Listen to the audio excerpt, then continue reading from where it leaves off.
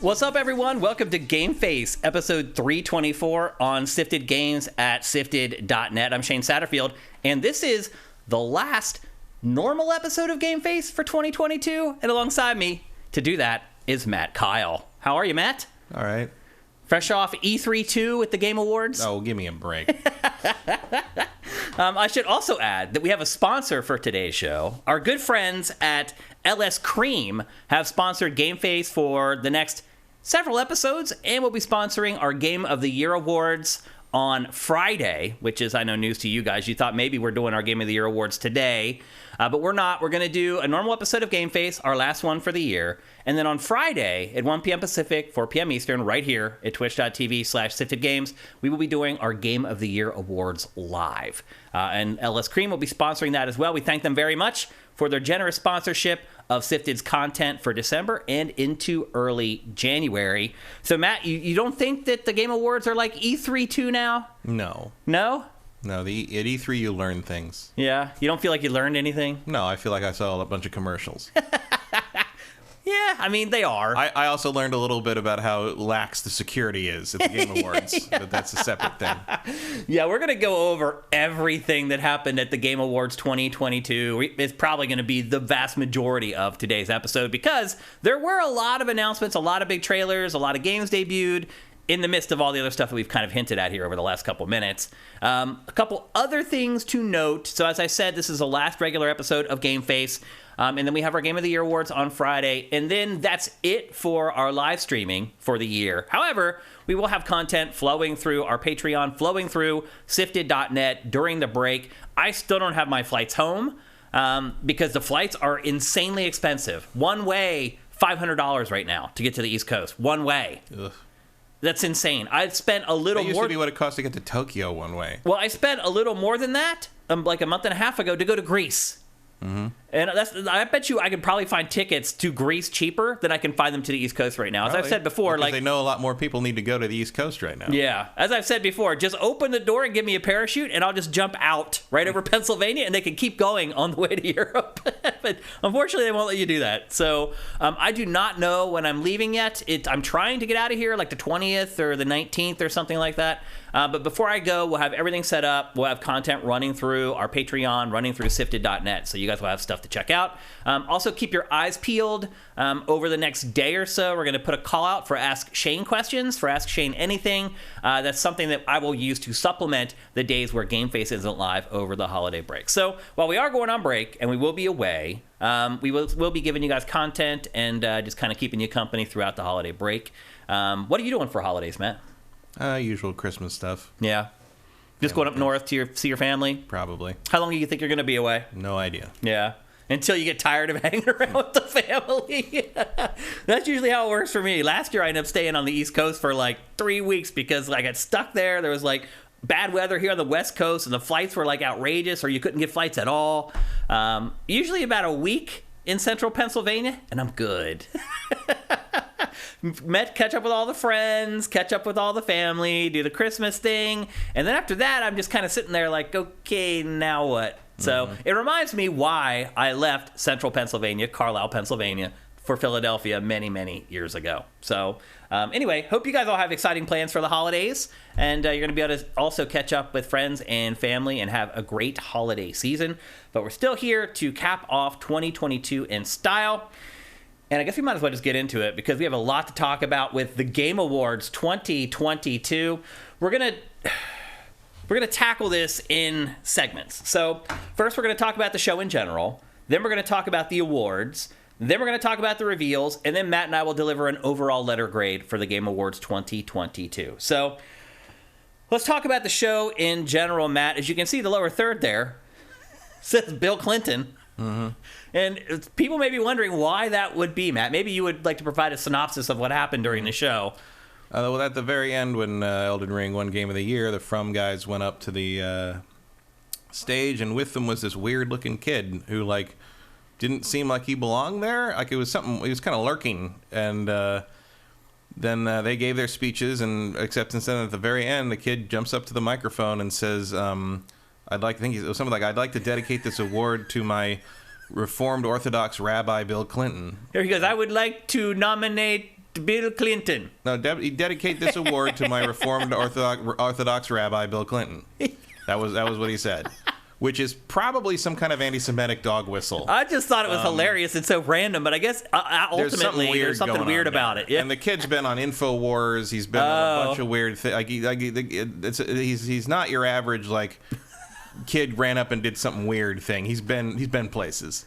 Well, it was weird because the show cut away after From Software had finished its acceptance speech.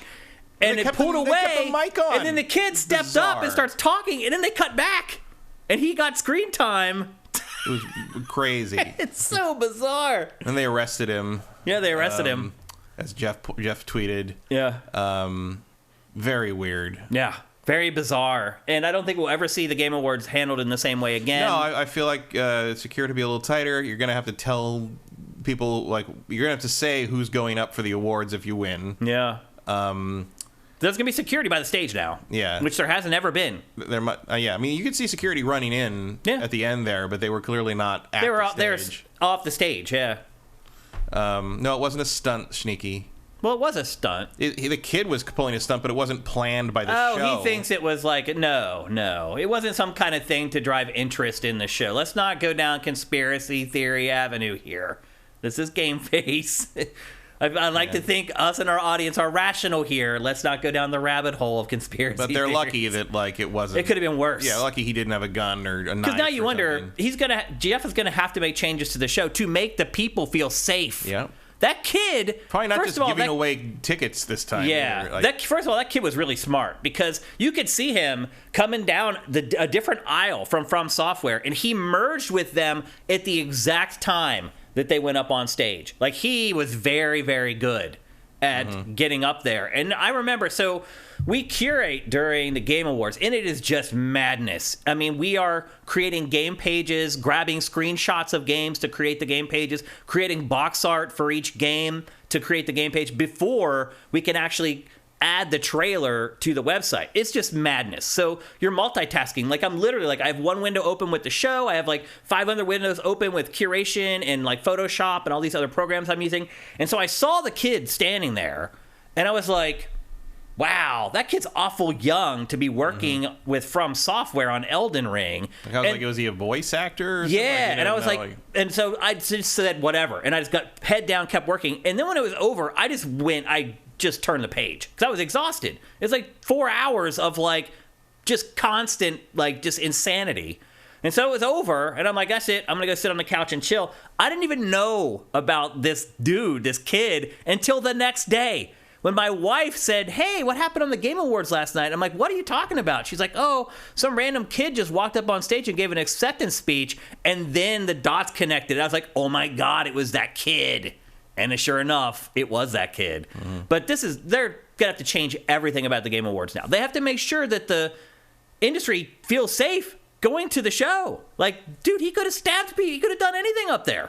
So, yeah, that's a crazy way to end the show, to say the least. And we probably should have saved that for the end of the actual show discussion. But let's get into the actual nuts and bolts of the show. As far as the production is concerned, it seems like, first of all, the whole show is thrown into disarray from the very beginning. Because the first award, when the God of War's voice actor won his award, his acceptance speech was like 12 minutes long. Like, they started playing the get your ass off stage music, and he stayed up there for another 5 minutes. Yeah, because he knows they're not going to do anything to him. So yeah, they needed the hook from like the Gong Show. Do you remember that show, The Gong Show? They gong you and they pull you off stage with a hook. That's old vaudeville. Also, I just reminded me seeing the full shot of Jeff there. I guess like giant shoes are the style now. Is that are they? Everybody had giant shoes. Everyone was wearing like Kingdom Hearts shoes in this. Like, oh, really? I didn't notice that. Yeah, everyone's got giant shoes now. Well, so it started with that, and then the whole rest. There's actually foreshadowing to Game of the Year. It's funny, if you go back and watch this when it's over, you start to realize that they're hinting at stuff the whole way through. But anyway, after that, his acceptance speech, it screwed the whole show. So the whole rest of the show, Jeff is scrambling, trying to get the show back to time. Every rap, he's like, I hope this next guy doesn't talk too long. It became awkward. Yeah, and I felt like To me, it felt like some of the musical performances were abbreviated. Yep, it seemed like they were cut short. And like considering that's one of the only things that Jeff would have direct control over the length of, it feels like maybe they cut some of those down to get the time back. Well, we were talking about this before. Especially the Diablo one felt like it could have gone longer than that. Yep. We were talking about this before we went live, but I felt for Jeff because I have been doing this show before and have somebody running the TriCaster. And as the host, I'm sitting there watching things go wrong, but I'm hosting the show. And so it's very hard to try, if you're the leader of the show, to try to get the show back on the rails while you are hosting the show. And so I felt for him at certain points. I was like, oh, this is awful. But he should have found better ways to... Well, the chat's saying that Bosman said that because he was working on the show, he said that Chris Judge going long wasn't a problem for Jeff because apparently a bunch of the presenters weren't there yet. Running late. So... I don't believe that. Because Jeff said it the whole episode, the whole rest of the show. We're behind. Hope this guy doesn't talk very long. Well, it's like behind what? Your streaming show. It's like, not on TV, I know. But he wanted to get it right to time, and he ultimately did get it right to time. Yeah, hit the 3.5 hour mark. To time, the 3.5 hour I mean, he clearly wanted it over to 8. Yeah. It was. Yeah, I mean, it could be contracts that he has with the venue. There's all kinds of stuff involved with that. So, his scramble that existed for the rest of the show, like every time he did intro something, I hope they don't take too long. I hope they keep it brief. I hope they I became uncomfortable. I wasn't sure if that was actually referencing the time of the show or if he was just that was the only joke he had. Like he was trying to make it a running gag about how long. Didn't seem like a joke to me, but I mean, it didn't seem like a joke to me in the sense that that's not how I deliver it if I was trying to deliver a joke, but this is Jeff we're talking about. He's not a comedian, that's for sure. He's not. Eric Cartmenis, they were on LA time, Shane. Xbox had no presence. Also, if like... here we go. Here we go with the angry fanboys. If Judge had just like, not paused constantly, it would have been about half the time. You're right. Yeah. Before we get going too much further into this, I do want to thank people who got us Twitch Prime to start the show, because there's a bunch of you guys. And we appreciate it because we are... somebody's getting auto-modded. Sneaky must have typed something. We really rely on it to help us with our revenue, and so I want to thank you guys when you actually do. And where are they? I know I saw them. Oh, here we go. A Lateralis, thank you. Wampler13, thank you for Twitch Prime. Andy T. Monahan, thank you for subscribing. Lazily Digilant. Nexus 6 Batty, thank you. One Super Master Gamer, thank you. Shora F, thank you. Are there any more? I think that's it.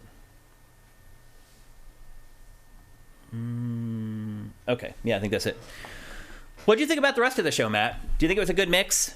All right. Yeah? Yeah, I mean... He finally got Animal on stage, as you can see here, something he had been talking about for like 3 years. Yeah, I mean, he's been building to some Muppet thing for a long time. He really has. He finally got the payoff. And it was kind of funny. It was all right. Seemed like there was more awards announced on the actual show. I don't think so. Maybe one. So I kept the log. They still announced RPG as a fucking list, like with no react. I mean, it was ridiculous. Again, I just felt like the whole rest of the show, he was just, I mean, he was like speed reading like the Micro Machines guy through almost everything. That's how he always does that, though. Like that's no. He's a good presenter, man. He could speak slowly and clearly. No, the awards that are given out just as like a list and then an award winning, like that's always how they read those. That's always how it's been presented. I don't agree with that, but I didn't see this speeding through this thing that you seem to have seen here. I thought he was making a lame joke about how long. Oh, he brought it up every rap. That they were behind time, that they need to make up time, that I hope this guy doesn't talk too long. Yeah, but that's also just like that's like been the running gag in the Oscars for like all the years we were growing up watching. Maybe you weren't watching the Oscars. Yeah, but Matt, they started playing the music for this guy, and he stayed up there for another 5 minutes. Yeah. Yeah. But it's obvious that he went over time. Right. They're not making it up as a gag. I think he was, though. I don't think it was that big a deal. I completely disagree. Well, a million times disagree. Well, unless Kyle Bosman is lying to everybody, I guess we'll have to disagree on that, because I just didn't get that sense from it, other than like Jeff's normal sort of nervous energy about like how the show is going. Yeah. They had enough time to let that kid do the Bill Clinton line at the end. Well, as they were going away to credits or whatever. And the same thing happened in the pre-show. That poor girl they put up there every year, who this year looked like was dressed. She was being. They dressed her like she was being consumed by a deranged Muppet. Yeah. That's a good way to describe her dress. And she used to work at IGN, didn't she? I think so. I don't remember who.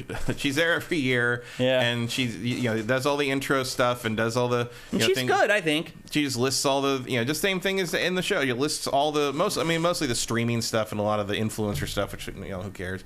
And I do think it's funny that a lot of times when the influencer stuff or like the best streamer things come up, they don't even read the nominees. Yeah. No one wants to try to pronounce the names, Because they're all all numbers and shit. Yeah. But no, she did the usual thing. I mean, she does the same thing. It's like nominees for best blah, blah, blah are.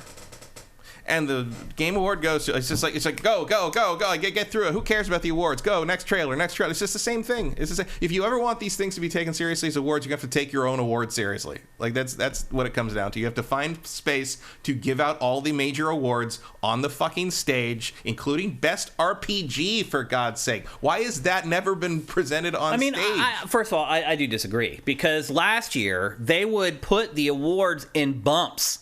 Pre-produced bumps they'd send to commercial. They'd be like, okay, going to pay the bills or whatever. They'd have a little pre-produced video that would have, like, very quickly, you couldn't even read them, the awards. This one, they at least took the time to read the nominees and the winners for almost every award. Again, I have a log of this show here. I can go through them all. I mean, they literally announced almost every award on the show, where somebody actually said the name of the award, the nominees, and the winner. I mean, I know that's you're almost at the lowest bar. I get that, but it is better than it was last year. They are slowly improving to the point that they might almost be considered an award show one day.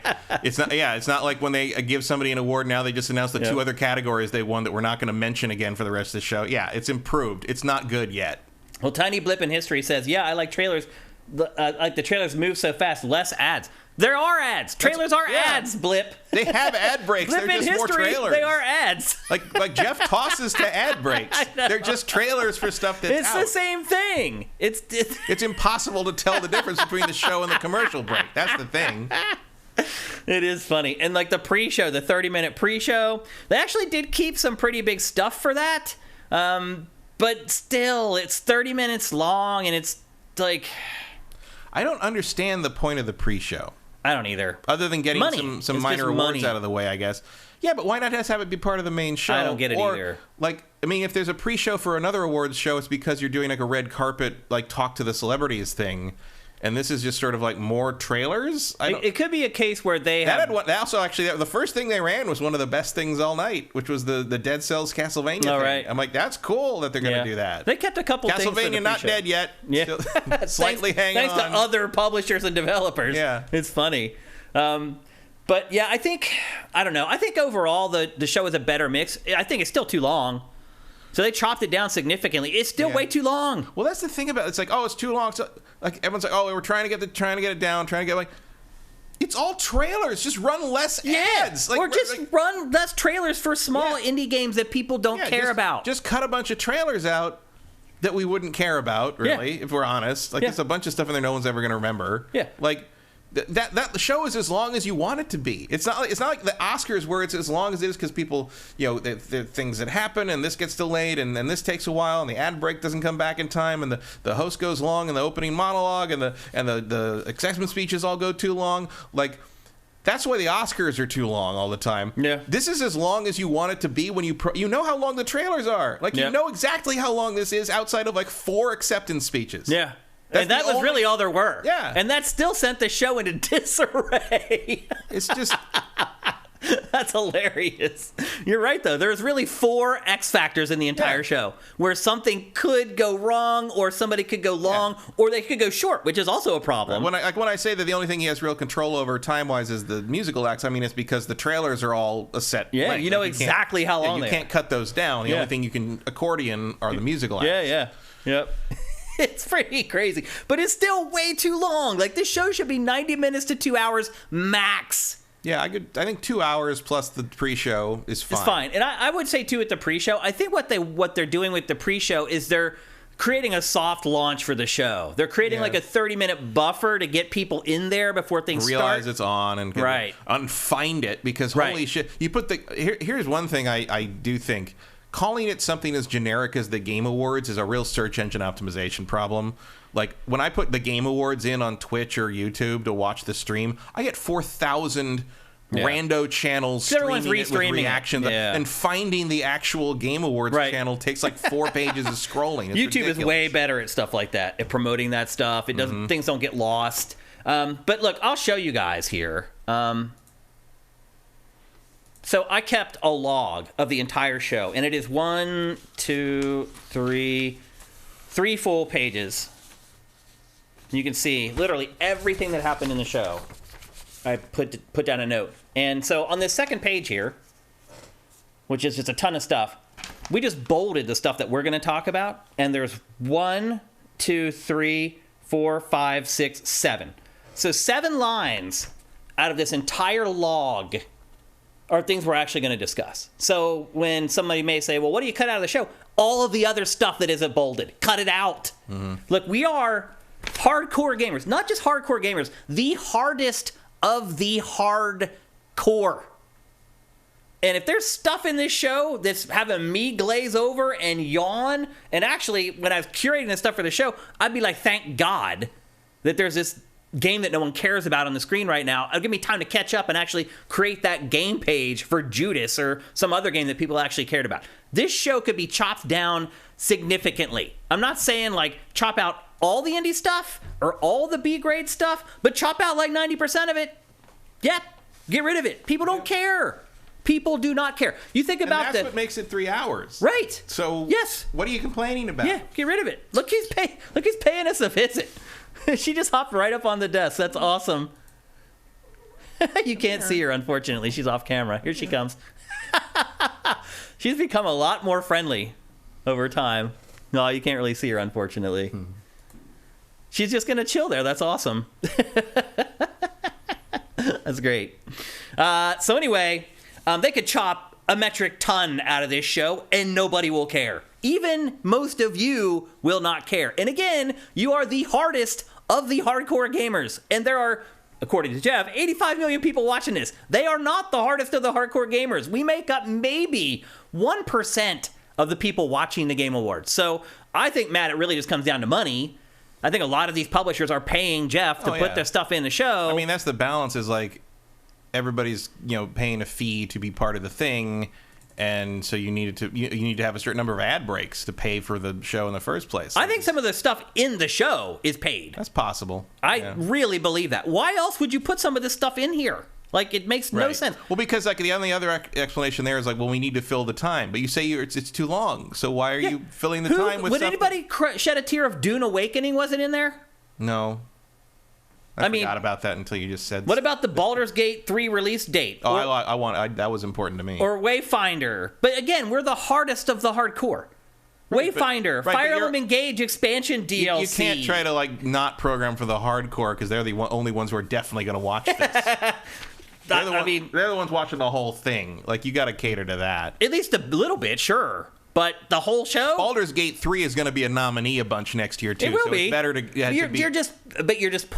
literally just read something off the sheet in the middle of the sheet. You're harping on it.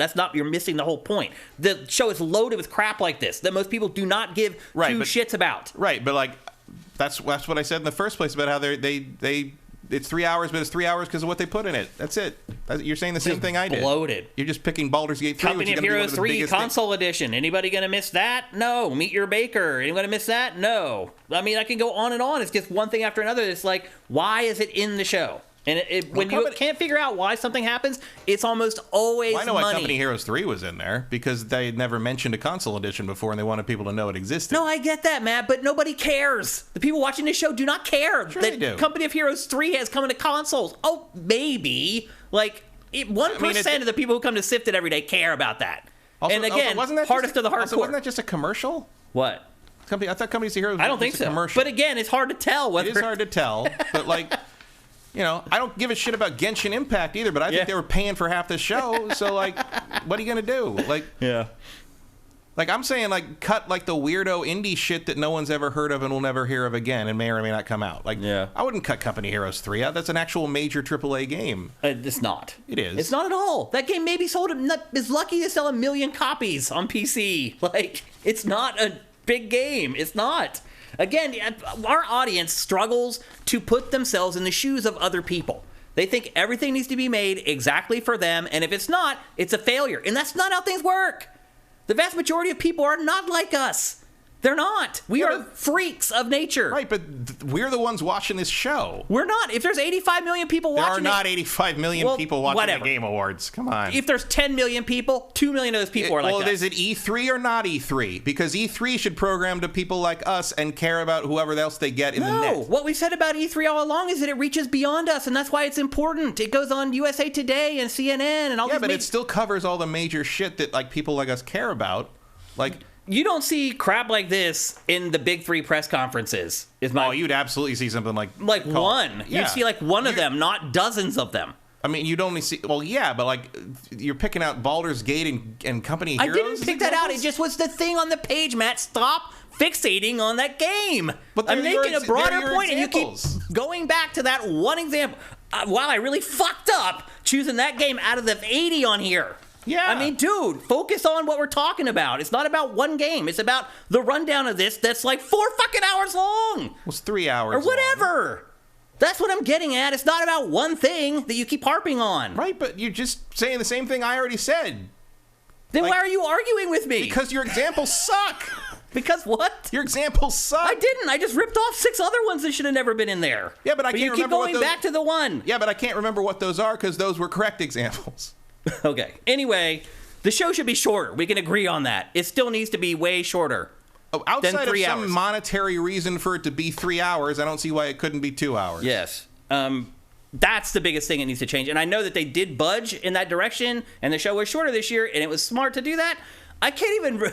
It's hard for me to even remember how disgusted I must have been last year when it got to like 3 hours and 20 minutes.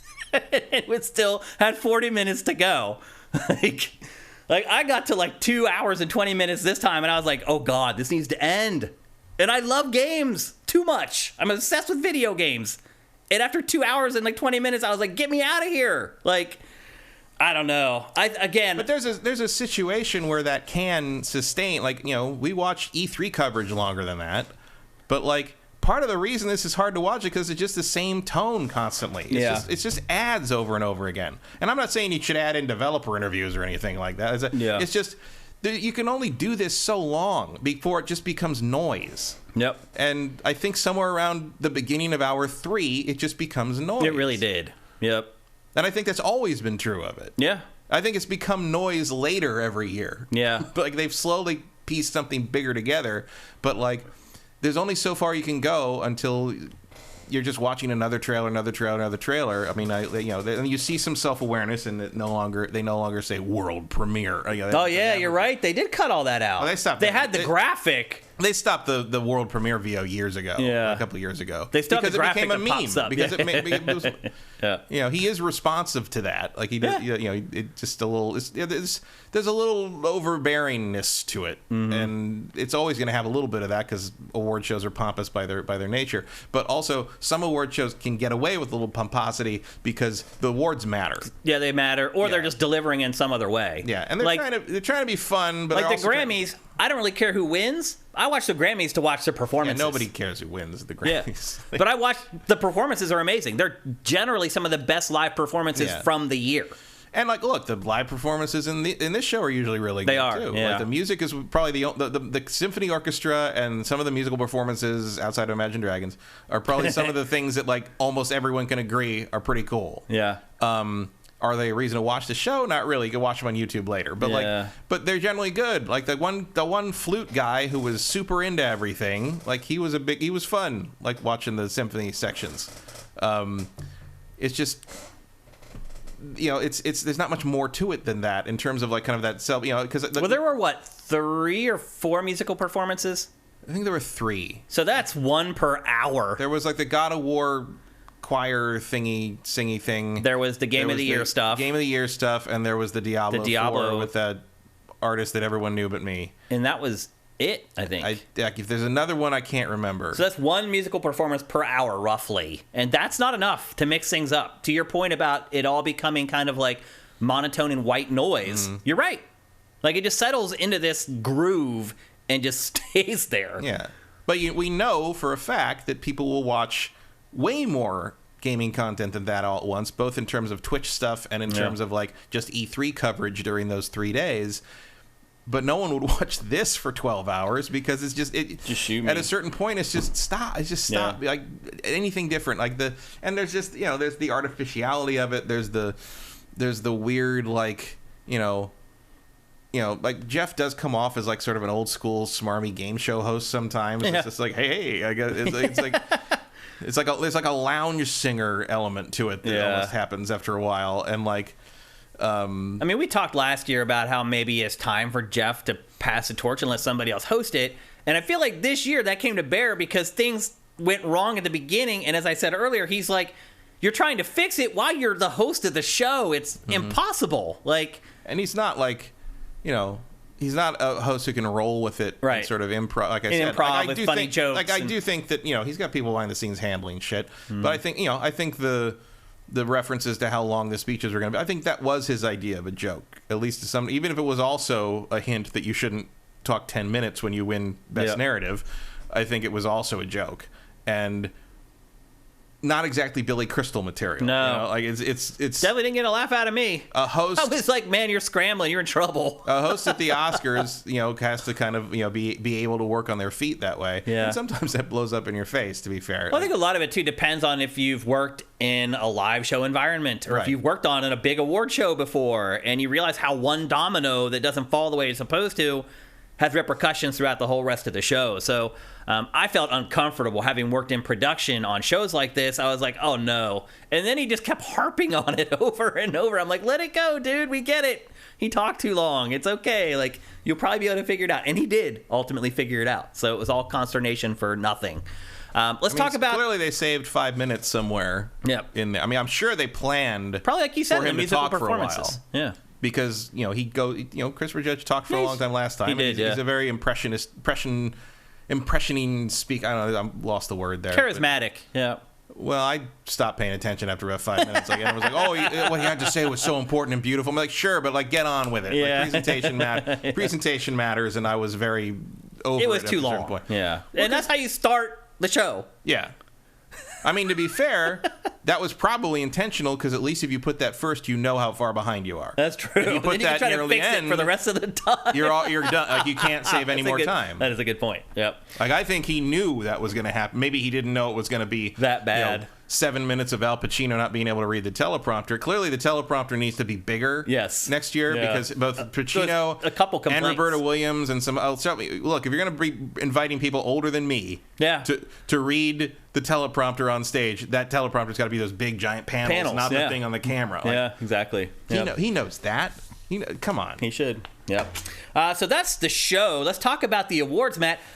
Really, no surprises in the awards. In fact, Matt and I predicted the award winners for, was it like 6 categories or 5 categories last week? It was 4. Yeah, there weren't that many, but we predicted the winners, and we got them all right. You just picked the big ones that were almost, except for RPG, which we really thought was going to be on stage this time, but wasn't. Yeah. I mean, I guess the ultimate result of that would just have been the From guys talking twice. So it doesn't make a lot of sense, but that's awards. Yep. So Matt and I got them all right, except for he and I split on Best Narrative. I said it was going to be God of War. He said Elden Ring, and God of War did win that one. But otherwise, we were unified and we were right in pretty much all of them. So there were really like no big surprises, I didn't think. Like, there's no award where I was like, what? Like, that doesn't make any sense. There was a lot of okay, this game is going to win this, so this other game is going to win that. I don't know if that was orchestrated or not. Maybe it just worked out that way, but there was a good bit of that. Everybody seemed to win, I guess is what I'm getting at. Yeah, I don't know how secret the winners are. Yeah. I mean,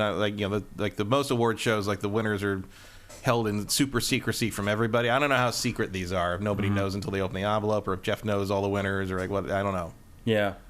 But I thought overall the awards were good. Like, there's nothing that I really objected to. I was like, that doesn't make sense, or that seems weird, or anything like that. Like, I thought they all made at least sense. And that's all you can really ask for from an award show where the awards are being given by a committee of 30 or 40 people, is that you just, as long as you're not offended by the nominees and the winners, I think that's all you can really ask for. Yeah, I mean, some of the nominees are questionable, but like I don't think any of the winners were particularly. Yeah, nothing stood out for me. Like, I know people were like, oh, Horizon got snubbed. I'm like, did you think Horizon had a shot against it did get snubbed? Like, but God of War. But also, I mean, I loved Horizon Forbidden West, but like too. I didn't see anything that it didn't win the thing that one didn't deserve over Horizon Forbidden West. You know, like, it's just. I think this year Horizon's got to come out in a year where it doesn't get smashed by an open world game a week later. Yep. Zelda and then Elden Ring, and then isn't up against God of War later. Like it's just it's like it was just it had the double whammy of like. It came out like within the same month as Elden Ring and got buried in terms of like just like mind share, and then on top of that, it like the biggest imaginable PlayStation exclusive outside of maybe Last of Us 3 came out at the end of the year, and that's what everybody was thinking about when they went to vote for these things. So you know there is maybe some recency bias there. There is, but I'm sure there is. But like, look, I played Horizon Forbidden West more than any other game this year, as far as the hours that I dedicated to the game. So obviously, I'm a big fan of it. And I really enjoyed it. I didn't expect it to win anything that night. And I don't feel like it got ripped off. Like after watching the show, there was no point where I was like, Horizon should have won that. Like I'm just happy it got nominated for a bunch of shit. I was worried it would get forgotten entirely. It did seem like God of War won a lot of the individual awards, and then Elden Ring won the big one, the Game of the Year award. Yeah, it happens. Yeah, you know that. But like I said, everybody managed to win somehow. Yeah, but I get like the. Could it have been organic? Maybe not. I don't know. I'm not going to say. Yeah, and then I mean, I saw some people complain that they don't think Elden Ring was an RPG. At least not in the same way that like the other RPGs. What is an RPG then? I mean, at this point, it seems to just be: do you have stats? You're an RPG. Like, and that's about to it. me, an RPG is like if you have control over your character and how the character progresses. That's an RPG to me. A lot of people, it seems like if you don't create your own character from scratch, that seems to be the definitive line. But then if you go back and look at the SNES RPGs, like you couldn't do that in any of them. I mean, by that definition, Final Fantasy VII is not an RPG, right? So that doesn't work. I can't figure out what people think are RPGs anymore. I mean, often it involves like more, but none of it really works. It's like, oh, well, you should have more choice in playing a role in the story. Again, you've disqualified almost every JRPG at that point. Or it's stats and character stat points and stuff. Okay, well. There's a bunch of RPGs. Almost every action adventure does that now. Yeah, and it's like there's both ways. Like there's do I have a lot of stat point control in like Tales of Arise? Not it's really. like what's the line there? Like, how many stats do I have to have that I can tweak before it's an RPG? RPG at this point generally seems to mean story heavy, character driven, big adventure with stat points and hit points. Yeah. But then like Elden Ring kind of isn't that because the storyline isn't really very important unless you're looking for it. Yeah. But it's very hard to not call. It's an Souls RPG. Games an action Elden Ring RPG is an RPG. I don't care what because you have says. so much control over the character growth. But also that kind of comes down to like the difference between Western RPGs and Japanese RPGs, where Japanese RPGs have always been more of a wizardry-inspired kind of storyline thing, and Western RPGs tend to be more like take this character and build him up into a series of numbers, and then you can hit the bird harder, kind of thing. It's a very different philosophy. But I think everything. But you can't split it because then Elden Ring is that a Western RPG because it is very inspired by Western RPG stuff, but it's made in Japan. So is it? But then is CrossCode a JRPG? Yeah, because that wasn't made in Japan, but it does use the JRPG trope. It's a very weird category, and the RPG definition has gotten so broad. It's sort of like the action adventure categories in this, where they sort of just split them up into what they thought might be a good mix. I think what's happened is that almost every game now has some RPG elements, and so people, instead of being like everything's an RPG, which it kind of is now, people are rebelling and saying now they want to create these delineations and say, well, that's an RPG and that's not an RPG. When the truth is, they all are. Like they're all just now, almost every genre now incorporates some kind of leveling, some kind of hit points, some kind of experience points where you can level up your character. It's just the RPG genre has invaded every other genre. I mean, technically in Pong, you play the role of a paddle. Yeah. I mean, if you really want to get down to it. It's true. Yeah. And at this point, sometimes it seems like people just consider an RPG well, if I got really attached to the character or the characters, that's an RPG. Yeah. And it's like, no. okay. I mean, then an adventure game could be an RPG. Yeah, a lot of people can, I've seen people call Zelda an RPG. Yeah. I wouldn't call it that. That's a big time stretch to me. Yeah. So anyway, everything's getting blurry. And sometimes back in the old days, it was like perspective stuff. It's like, oh, Zelda's clearly an RPG because it's a top-down three-quarter thing the way Final Fantasy is. You're right. It's evolved over time. It's hard to pin down. Yep. And we'll be doing it on Friday when we do our own Game of the Year awards. And in this particular year, I think you had issues where like that RPG category was a lot of games that are hard to compare to each other, especially with Elden Ring in the mix. True. The only inclusion in any of those that I really had an issue with is Sifu being nominated for fighting game, which is ridiculous. Yeah, that's absurd. Yep. That's not what a fighting game Agreed. is.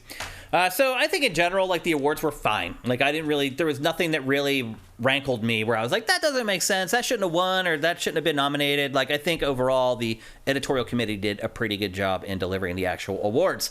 Now, let's get to why But they really should consider every genre award should be given on stage, I think. If you want to blast through like best streamer and esports and best esports coach and all that bullshit, sure. But best RPG should be given on stage. I agree. Even if the people who made it can't get to the There United should be States. more people accepting awards on stage. Yeah. I agree with that. Yep.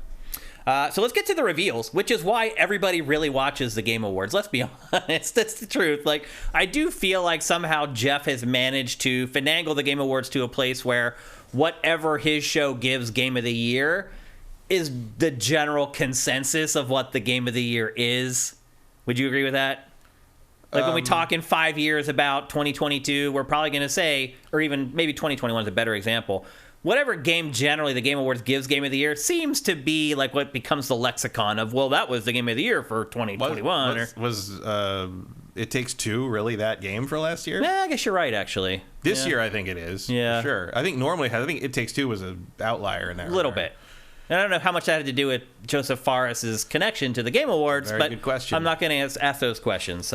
But generally, I think they did a pretty good job on the awards. Nothing that stood out to me like a sore thumb anyway. Not really. I mean, clearly some of the influencer streamer shit could have been horribly I would have never known. I would never know. No clue who the right person is to win those awards. Was that the best esports coach of the year? I don't know. I wonder how they figured that out. I don't want to know. I don't either. Okay, let's get on to the reveals, which again is why most people watch the Game Awards, myself included. I'll just be honest, like that's generally why I watch it, because I've played all these games. I don't need someone to tell me which one is better or which one isn't. I'm about to do that on Friday. So let's talk about the pre-show. Again, 30 minutes long. There was just tons of stuff. As you said, it kicked off with the Dead Cells Castlevania DLC, which came out of nowhere because I think a lot of people thought Dead Cells was a dead game, meaning that we probably weren't going to get a lot more DLC for it. Out of nowhere, here comes Castlevania, which is a perfect fit for Dead Cells, I would add. Oh, yeah. Works very well, even though art style kind of fits. Yep, it was a great fit. But then it was like filled with like best mobile game and Vampire Survivors and like. I mean, Vampire Survivors is going to be on Game of the Year lists. You think so? Unquestionably. Wow, interesting. It's one of the highest rated games of the entire year. Wow. Hellboy, Web of Weird, just like a cell shaded Hellboy game. That got a lot of hype, and I'm like, that game looked. I mean, the visuals looked amazing, but like.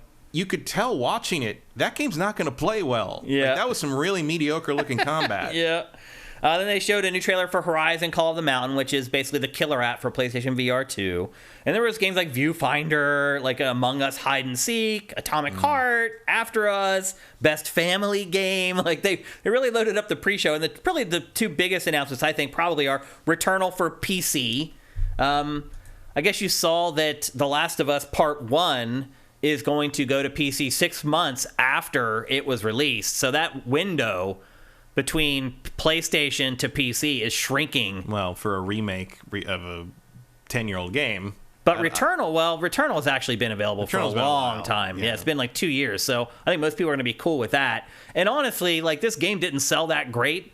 I hope it does go to PC and sells gangbusters because it deserves it. Yeah, this was good. It deserves way more sales. It got me into roguelikes, and I typically hated that genre. So yeah, this and Hades are about the only games like that I can really tolerate. Me too. And there's a reason why they're two of the biggest roguelikes ever made, because it worked that way for a lot of people. It resonated with a lot of people. So PC players, you're about to find out what us console players have been talking about with Returnal for a long time. That's pretty exciting, and it makes total sense. I mean, it's due and it's ready for PC. No one's going to complain. And then we got the Street Fighter 6 release date, story mode trailer, blah, blah, blah. it really feels like, particularly with this show in the rearview mirror now, that it's really hard to surprise us anymore. Almost everything leaks, Matt. Well, especially from Capcom. Yeah. Like nothing stays quiet with Capcom. Well, it doesn't help because they had that huge leak that had a lot of information in it. So a lot of its games are really ruined now for the next like couple years. Yeah. So I'm not surprised about that. But like all the release dates for stuff, like we knew about almost all this stuff before the show even started. And Street Fighter is coming out on June 2nd of next year, so another 6 or 7 months to wait until it comes out. This trailer mostly focused on the single-player campaign, which looks absolutely bonkers, Matt. Yeah, I'm not It sure really looks insane. I'm not sure what to make of any of it. I can't either. Like, it could be like the most awesome thing ever. It could be the worst thing ever. The Street Fighter, that's a coin flip. And look, I don't count on a campaign being great in a fighting game, so whatever. But this one definitely looks crazy. I do enjoy that there's a campaign online to make them change the box art. Oh, really? The box art's awful. I saw it, actually. It's just awful. Yeah, I mean, the logo for this, there was that big issue with the logo when it was first unveiled. It was stolen from, like, some, like, clip art thing. Like... Yeah, this will be a real good to what happened episode when the time comes. I'm excited for this though, Matt. No, I'm way more excited for Street Fighter 6 than I was for Street Fighter 5. Good. Yeah. I don't know. I don't know how much I can care about the campaign mode until I see more of it. It seems very odd. I'm not hanging my hat on it. I'll put it to you that way. You never here with Street Fighter for a story. Yeah. You know, it's just not It's just not what they do well. Why are they pushing Luke so much with this entry? He's never been a big character in Street Fighter. I don't know. They want to have this new... Him and that other guy are basically... They're pushing as the new Ken and Ryu. And I don't know why. I don't really know why. You don't need to replace Ken and Ryu. No, they're fine. They're fine. They seem to be doing okay. It doesn't make any sense. It's like, no one tried to replace Sonic with Shadow. No. Like, you've had these characters for 30 years. They're fine. It's so weird. Did you not learn your lesson from Street Fighter 3? Yeah. When you tried to, like, drag everybody out, except for Ken and Ryu, and, like, everybody hated it, and you had to, like, put everybody back in. Yeah. And then for Street Fighter 4, at least, they were like, oh, here's all the originals. There you go. Yeah. Like, done. I don't know. I don't know why you'd want to focus on... Like, why would you not put the characters people know on the cover of the fucking game? Yeah. I don't get it either. So anyway, that was the pre-show. Really two big things. Returnal for PC and the Street Fighter 6's release date. And then we go into the main show. And obviously, as we talked about already, that kicks off with Al Pacino, who looked like he rolled out of his man cave and hadn't seen the light of day for a good 4 years. Yeah, I would love to know the story behind how he ended up there. Like that My guess is Jeff's dad. Something Jeff's dad knows an agent or something. Called in some favors. Yeah. Because Al Pacino, as far as I know, is capital R retired. Yeah. He hasn't been in. He was in that Netflix thing, wasn't he? Yeah, I mean he'll do stuff. Yeah. Still, but like also, he did say like, he doesn't play video games, but he's watched his kids and grandkids play them a lot. So yeah, maybe he does like. Maybe he's like, oh, that sounds like fun. That'll be easy. Cool. I mean, he's an actor. So he's giving away the voice actor award. I guess that. I mean, I assume that Jeff just wanted the biggest actor he could get to give away the voice actor award. And you got one of the biggest ones of ours or any generation. So well done. People were shocked. I was shocked. I was like, really? I was glad Christopher Judge got to meet him up there. You know, clearly he was excited to meet. Anyone who's an actor, especially of Christopher Judge's age, our age, is gonna see Al Pacino as one of the top of all time, and the fact that he got to be given an award by him, that's a big life moment. That's really cool. Absolutely. Like so in the end, like I think it was probably an all around positive choice. Yeah. For sure. I hope Al Pacino didn't mind standing there for 12 minutes. Well, with a teleprompter, he couldn't read it. That may have something to do with that. And then that was one of the things when Christopher Judge was talking so long. I'm like, let Al Pacino sit down. Yeah. Come on. And then the first big reveal of the Game Awards 2022 was Hades 2, the sequel to Hades, obviously, which is arguably the best-selling roguelike of all time. Certainly the best reviewed. Unless you're talking about like probably every version of Elite probably put together. Yeah, if you add them all 30 years. Yeah, in terms of like a single release. But Hades made the roguelike or the roguelite palatable to people like me, people who had not enjoyed them in the past. It really worked through a lot of the kinks and the roadblocks that have kept me from enjoying them prior. I loved Hades, and I'm probably going to love Hades too. Let's just be honest. Also, I would add, of all the games that are debuted in the Game Awards 2022, the second most viewed trailer of them all, Matt. Are you shocked by that at all? Not really. Like, this is the audience, I think, that watches these for the most part, are the more plugged in hardcore people that like these games. And well, these people didn't watch. They watched it afterwards, the trailer. Yeah. Well, that's also where your interest lies. Yeah. Like, yeah, and also they actually probably didn't watch the show and just also didn't Hades come out? Wasn't that originally shown on the Game Awards? I think so. That sounds right to me. It does sound right to me as well. Now, look, it doesn't do a whole lot for me. Just like Hades 1, I'm probably going to get early access to support them and then not play it until it goes 1.0, because I can't think of anything more frustrating than playing an unfinished roguelike. That is pretty frustrating. And they are going down that path again. Huge props to the Hades early access people for, jumping on the helping grenade. them hone that and make it really good. Agreed. So that I could play it when it was finished. Yep. But boy, do I not have any interest in that. And they are doing that again. So it's going into early access this year, and they're going to get the community involved to help finish off the game. So and this is their first sequel. Yes. Yeah, they've never done a sequel before. And there's not a lot of information other than what you can glean from this trailer. No. They basically delivered one sentence, and it says, battle beyond the underworld using dark sorcery to take on the Titan of Time in this bewitching sequel. Yeah. Do you glean anything from the actual trailer that goes beyond that? Well, it looks like you're playing as Artemis, and you're trying to rescue Zeus, her father, and Kronos, of course, is Zeus's father, who was the Titan who was eating all its children. Yep. So I imagine it's just going to kind of, they reference the war with the Titans in the first one, and I assume that in this one that is all going to come to fruition, basically. Yeah. Great trailer. Yeah. Doesn't show a ton of gameplay, but what it does show is enough. Yeah, I mean, like, we get it. We know what Hades is. Hades, yeah. Yep. So I'm excited Nothing about wrong that. with more Hades. Yeah. How do you feel about Jeff kicking off the show with this being the first big reveal? I think it's a good move. I think it's, you got to start with something big. I think it also, as you mentioned, hooks in more of the hardcore audience. And I think it's important. It's always important to start with something big and something like this, because then you have that sort of like, well, you can't stop watching because they might do that again. Yeah. So it's a good way to sort of set the stakes. Yep, absolutely. Second big reveal, Judas.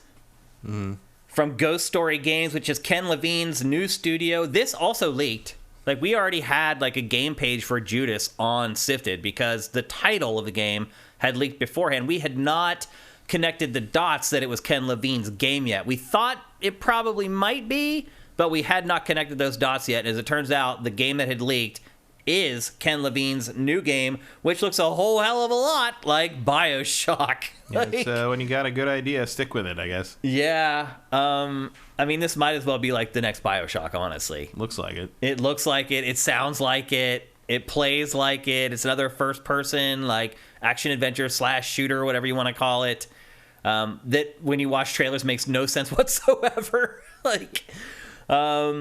Here's the information we have on this game so far, and again, they haven't given up much. A disintegrating starship, a desperate escape plan. You are the mysterious and troubled Judas.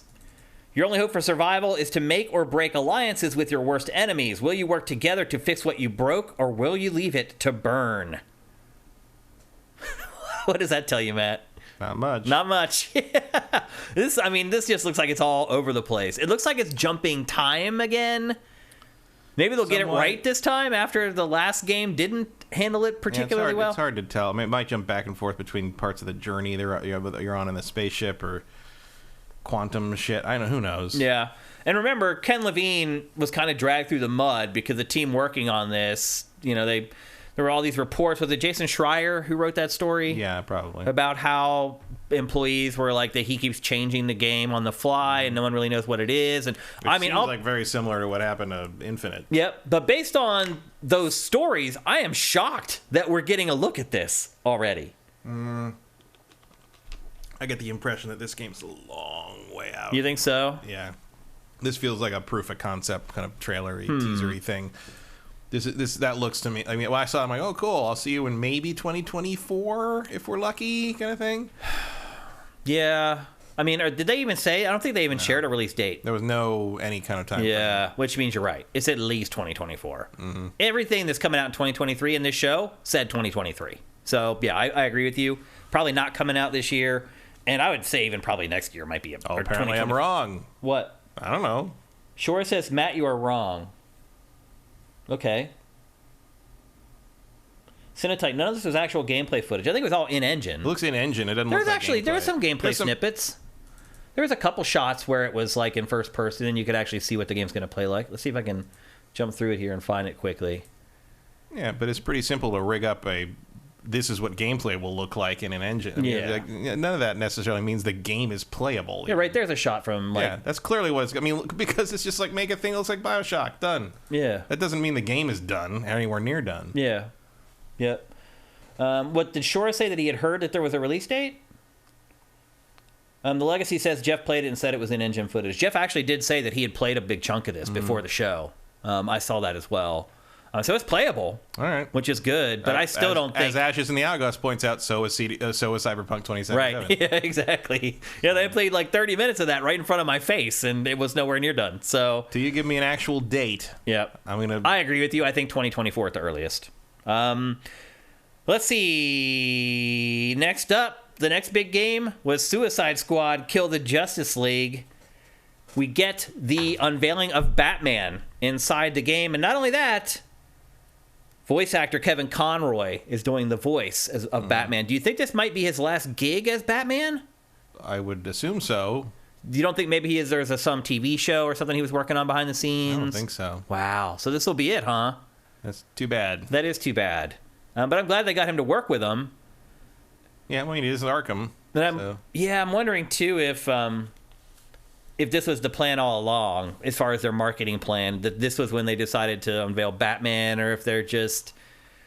I don't know. I can't tell what the hell they're doing with this. It really is hard to tell. Like, how in the world... I mean, where is this game? Like, why is this? Why is it another story trailer? I know. Why aren't you showing us more big gameplay? chunks of gameplay being played? Yeah, it's a little. And we've seen some of that with like that rooftop battle thing from earlier last year or this year, but like this game's 6 months out and we still haven't really seen a lot of how this thing plays, particularly when it comes to fighting the Justice League. The gameplay loop. We haven't seen the gameplay loop of this game yet.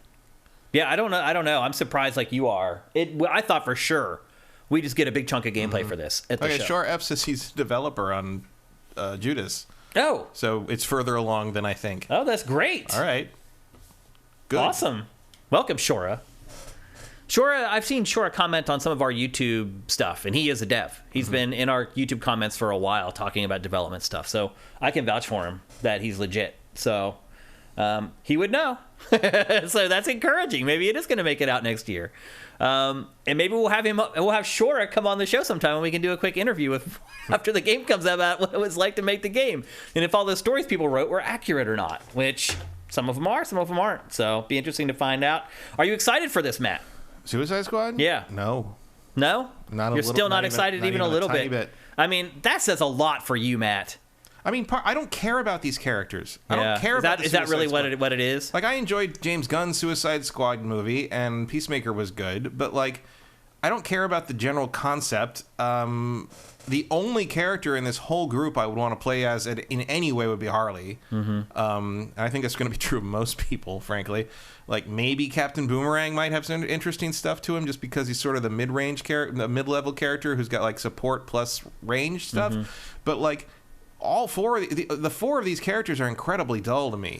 I agree. You're fighting against all the characters that you want to play as. Well, also, there's a bunch of Suicide Squad characters I would be more interested in, but they're not here. Right. Like, if you were going to give me like a whole lineup of guys to pick from, you might be able to pick, Enchantress, or like there's a bunch of different villains I might be interested in. Killer Frost, like there's a lot of ideas that I'd be interested in. But again, they're clearly balancing this game for these four because there's going to be specific things they all have to do, and there's the team element too. I just don't care. I don't want to play. Also, again, just like Gotham Knights, I would be more forgiving of it if we were getting regular Batman content. But we are not. Yeah. Instead, you're trying to kill him. It's been 8 years. 8 years since Rocksteady made a game, and this is it. It's taken them 8 years to make this game. I mean, I'm sure they may be working on something that didn't make it in the meantime. I mean, they could have made 2 great games in this time. Yeah, theoretically. I mean, yeah. 4 years is a long time. This is not at all what I would want to continue the Arkham series at. Like, I don't. Well, all I'm going to say, especially because it feels like this started as like it feels like this started as a project back when Suicide Squad was like, not that the David Ayer movie was any good, but like it was, that version of Harley became like the big Halloween costume that year. It had a cultural impact, it had a pop culture impact. And now it just feels like it's so far removed from anything. And now, and it had kind of the, it's using the King Shark thing, which synergizes with the James Gunn version and all that. But like, did it matter? I don't know. Like, it's so. All I can say is I hope it proves you wrong. Because I think you'll be happy too. Like, if the game ends up being good. Yeah, I'd rather it be good, but it's hard to imagine. Yeah. Like, they'll have to. I mean, maybe they have really creative ways you have to beat the different Justice League members. But then it's just dragged on. The development of this game has dragged on way too long. Like, they've lost that wave of hype. Yeah, is it going to be playable by myself? Like, am I going to have to do co-op stuff? That's a big question. I don't want to do that. Yeah. That's not what I want out of these games. Like, it's just it's also like it's the combination of the game hasn't overly impressed in conjunction with the fact that we're losing something that we really like. Yeah. So we're losing the Batman Arkham games for this, and this hasn't impressed us yet, and it's hard to accept. I agree with you. I am definitely more excited for this game than you are, because I do have faith in Rocksteady that it can make a good game still, but as the development of this game has continued to drag on, I continue to question that. I'm like, have they had brain drain? Have they had talent drain? Have they lost some of their best programmers, some of their best engineers? Of the company. Yeah. Like 8 months before the game comes out. Yeah. Like, none of these are good signs. They're not. Yep. None of these are They're good red signs. flags, for sure. Next up, a game that hopefully you are at least a little more excited for, Star Wars Jedi Survivor. Yeah. The next game from Respawn. If that game had made it out this year, it would have been in a very similar position as the last one, where it wasn't a particularly strong year for games, and it might have had a shot to like sneak in and win Game of the Year. Although, to be fair, this does look a lot more solid than it looks way better. One. Like, it does not have that. The first one, I mean, I really like the first one, obviously. Yeah, it's my Game of the Year. It was a weak year for games, but there it was is an my Game element of like, it's hard to describe unless you've played a lot of games and you know that difference between a top level A-list game that like feels concrete in your hand and a game that feels like it's about to tear apart at any moment. And the paper mache game. Yeah, Fallen Order has that element of like, oh, this might go all wrong at any moment, like, or his feet are not going to connect with the ground correctly, or like you never quite trust the jump sort of thing. And this does not. This looks like a much more concrete, grounded, like, everything feels there and solid just watching the combat. Yep. The lightsaber. Well, they show the combat. Yeah, lightsaber has an effect on things, like, even if it's not going to kill. Decapitations, yeah. Better than Callisto Protocol's decapitations. Yeah, and granted, most of that's happening with droids, but like, there's a little team up thing here. That's cool. Yeah. Like, here, like, this looks good. Like, it looks like he's having an effect on the like, one of the things I don't like about the first game is like sometimes you fight the big monsters and it feels like you're just whacking them with a Nerf bat. I feel like that kind of looks like that though. Look, no, there's no blood. I don't care about that. I mean that there's no the slice monsters, in the monster. No, but I don't care about that. I mean, it's never going to be an M-rated game. It's a Star Wars game, but I like that it could have green blood though. I like and get that away it with reacts to the hit. Like, that's the thing. It's like you need to make it react to the hit. And they show some stuff from the first game that looks like they've tweaked and enhanced a little bit, which is cool because there was some cool stuff. Some of the force powers in the original game were pretty freaking cool.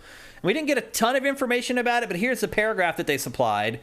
Picking up 5 years after the events of Fallen Order, no longer a Padawan. Which puts it in the same year as Obi-Wan Kenobi. Is that true? 9 years before the Battle of Yavin. Okay.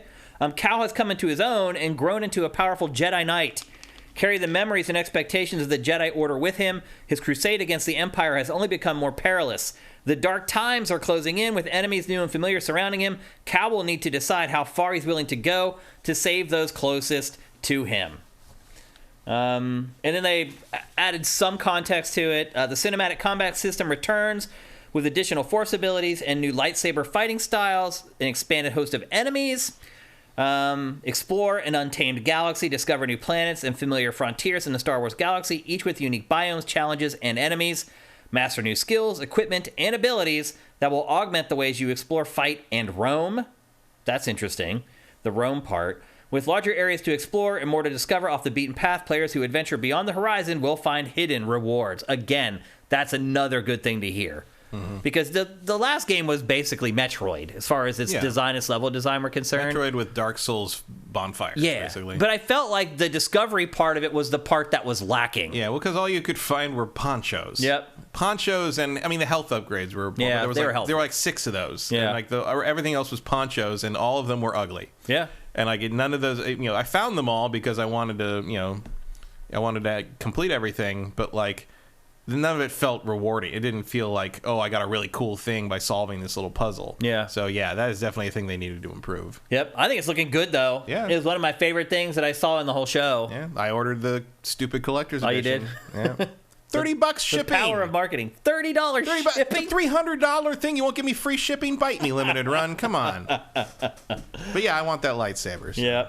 Everybody's like, it doesn't come with a blade. I'm like, yeah, welcome to the party. Like, hello. Like, nothing comes with a blade in lightsaber collecting. Like, it sucks. Looking at the internet chatter after the show, this seemed to be top 2 as far as interest, people talking about it. I agree, too. Some people in chat were saying it appears to be more fleshed out than a lot of the other games shown. Agreed. But it's also coming out in like 2 months, 3 months. It's 3 months in. It's what, March 17th. 17th. Let me double check that real quick.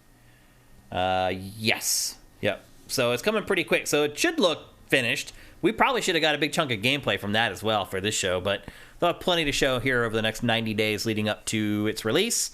But I think it's looking pretty good. I'm pretty excited for it. And it's Respawn, so I generally trust their development. Then they showed a new game from the creators of Celeste. We're not going to really talk about that, but I thought it may be worth mentioning in our discussion. And then... It looked cool. It did look cool, yep. And then Death Stranding 2. Should this game be made, Matt? No. I'd rather talk about the Celeste people's thing. Let's go back to that. It's called Earthblade, is the new game from the Celeste team. Death Stranding 2, even less information about this, and the trailer really doesn't... I mean, I didn't finish Death Stranding 1. Maybe people who did saw something in this that I didn't see, but... I don't know. I didn't really pick up on anything that might hint at what this game's going to be about versus the others. Obviously, it's set in the same universe still. There's still babies in weird pod things. Yeah, I mean, basically, she tries to escape with the baby from people who are trying to kill them for reasons that we don't know. And she fails, and the baby dies, and she dies, and then the baby respawns in the little birth pod jar thing. And that's that. That's what Hideo Kojima decided to do today. Yep. Norman Reedus is returning, and there's a bunch of other celebs working on the game. Léa Seydoux, Ellie Fanning, Shioli Katsuna, Troy Baker. And then the only line of text to explain this game was, quote, "Should we have connected?" unquote. What does that mean? I imagine it means that the fact that everybody connected up and did all their connection things in Death Stranding 1 has brought a new enemy attention to, who knows? Because now maybe they can track you easier. Aliens. I don't know. Just based upon the... I know the answer. Who cares? Yeah, the critical response to the first game, the sales of the first game, I'm surprised that they're making a sequel to it. Yeah, I don't know what to... No, it's a memorable universe that he's created. I'll give him that, but... just financially and critically, the game didn't do especially well, so... It's visually striking. It is, but, like, there's nothing to care about there. Yeah, I'm surprised that there's a sequel coming for this game. But maybe, over time it's released for PC now. Maybe there's a bigger audience for the sequel. Norman Reedus is Geralt of Rivia.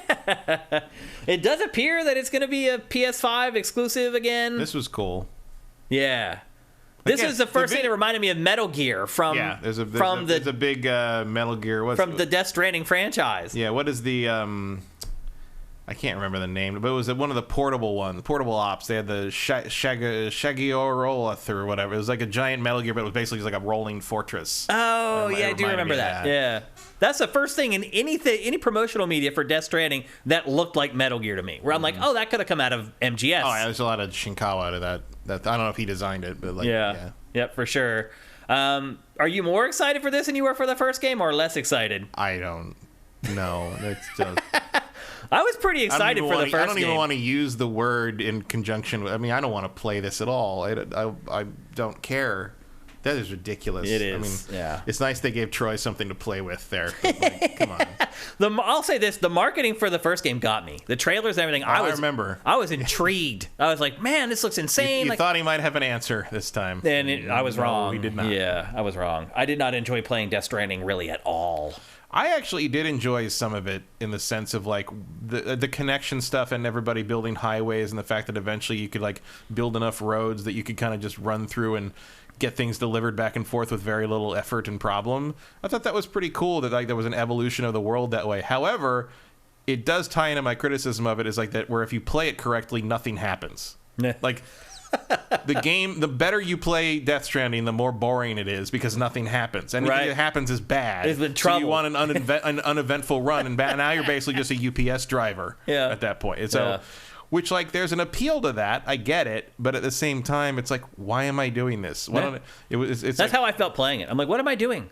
Like, why don't I just go get a paper route or like go work for UPS? And I assume that you have the story bits but then like the story bits all felt so different from the main gameplay that I didn't know. It was sort of like Metal Gear Solid 5 where things would happen all of a sudden with like the giant monsters and the weird stuff with like skull face guy, and I'm like, I don't know what to do. Like, this is not how the rest of the game plays, and you're not telling me what to do. And I just sort of feel lost, and then I kind of accidentally get through it, and then another cutscene happens, and I'm still trying to figure out what I did. And it's not good design. It's really poor game design. Faradol says, just play American Truck Simulator at that point. Yeah. At least American Gamer never played Death Stranding, but it looks like a walking simulator. It's pretty similar. Yeah, you're not wrong. Yeah. Vincent says that Death Stranding turned a profit. That's not good enough. Power Wash Simulator. There you go. There should be Death Stranding content in Power Wash Simulator. You clean the goo off things. You play as Norman Reedus, looking very sad the whole Sneaky, time. who I'm guessing is a big Metal Gear or Kojima fan. His name is Sneaky Charlotte Snake. Says even he admits that the story is gobbledygook. Yeah. So if he's come to that revelation, how do the rest of us feel? Yeah. So I'm surprised that there is a sequel coming. So that was the biggest surprise for me with Death Stranding 2. Not that it actually exists and that the trailer itself surprised me or made me form some level of intrigue about the game. But here it comes, another one. No, it's for me, I guess it's just like, it sure is pretty. I wish I cared. Yeah. But well, they really advertise the Decima engine a lot in their trailers. They really are giving thanks for that engine being handed over so they could work with it. Okay, next up. Tekken 8. This was probably the most disappointing thing from the Game Awards for me because it was one of the few things that we knew was going to be there. And so it was in all the pre-promotion and the marketing and everything for the show. And I thought we were going to get a really in-depth look at gameplay and how the fighting engine has changed. And no, it just ended up being another cinematic nonsense. Like he thinks people care about the story in Tekken way more than they really do. Like it's... To everybody, it's just... I don't even know what happened in Tekken. I mean... nobody does, and nobody cares. It's because it's just so stupid. Like, people play the story modes in Tekken to laugh at them, not because they care. And I feel like they've lost... The Tekken developers think that people play it because they really care, when we're really pointing and laughing at it. Because all the talk about this game so far has been about the plot and the story, and it's like, who cares? Who cares about this stuff? I mean, I'm sure it's partly because like all the balance of the game is not finalized, and so you can't talk about the intricacies of the fighting system until that's all kind of done and closer to release. But this is not really filling the time for me in exchange. Like, I don't even remember what happened anymore at this point. I mean, the Tekken series has been going on so long, and like the conflicts in it with all these different characters have been going on it's so labyrinthine that I just don't remember anymore, and I don't care to be reminded. Because it's absurd and it makes no sense whatsoever. Once again, this whole trailer focuses basically on a fight between Jin and Kazuya, father and son team, who always seem to fight each other for some reason. That whole family's got some issues. It really does. Also, the mother shows up in this trailer, Jun Kazama, who hasn't been in a Tekken game since Tekken 2. Been a while. So it looks like she's going to be one of the playable fighters. And then if you really pay attention to this trailer, there are teases for Paul Phoenix, for King, for Law, Lars, and Jack 8. So... That's probably the most relevant thing that's in this trailer. We have a rough idea, at least, of a portion of the roster for the game. And I think those are obvious picks. Like, if those fighters wouldn't have been in Tekken 8, people would have raised hell. So that's low-hanging fruit other than Jun Kazama, who hasn't been in there since Tekken 2. But overall, not that exciting to me. Yeah, I mean, it looks nice. Very pretty. And it is all next-gen only, running on Unreal Engine 5. I wish they had shown more in-engine stuff. I mean, that call could have been in-engine, but I wish we had seen it in the context of a bunch of that fighting. Was gameplay. A bunch of the fighting there was gameplay. But it's like in-engine. Because they've shown a match before. Yeah. Oh, they have? I saw gameplay from that at some point. Really? Because there's the one teaser trailer that there's 2 teaser trailers. There's the one that was the goofy one. Yeah, the thing they released right before this was actual. Here's a match without a HUD kind of with thing. Camera work. Yeah. Yeah. So anyway, Tekken 8. We don't have any idea for a release date for it yet. But my guess is late. I think they said late next year. Yeah, late next year. That's what it looks like. Next up, the next big part of the show was a musical performance by Halsey, which I agree with you, Matt. I had never heard of her, and now I feel old. Because I typically know all the artists like that, all the big up-and-coming underground indie artists. I've never heard of Halsey. She did a song called Lilith, which is in the Diablo 4 soundtrack.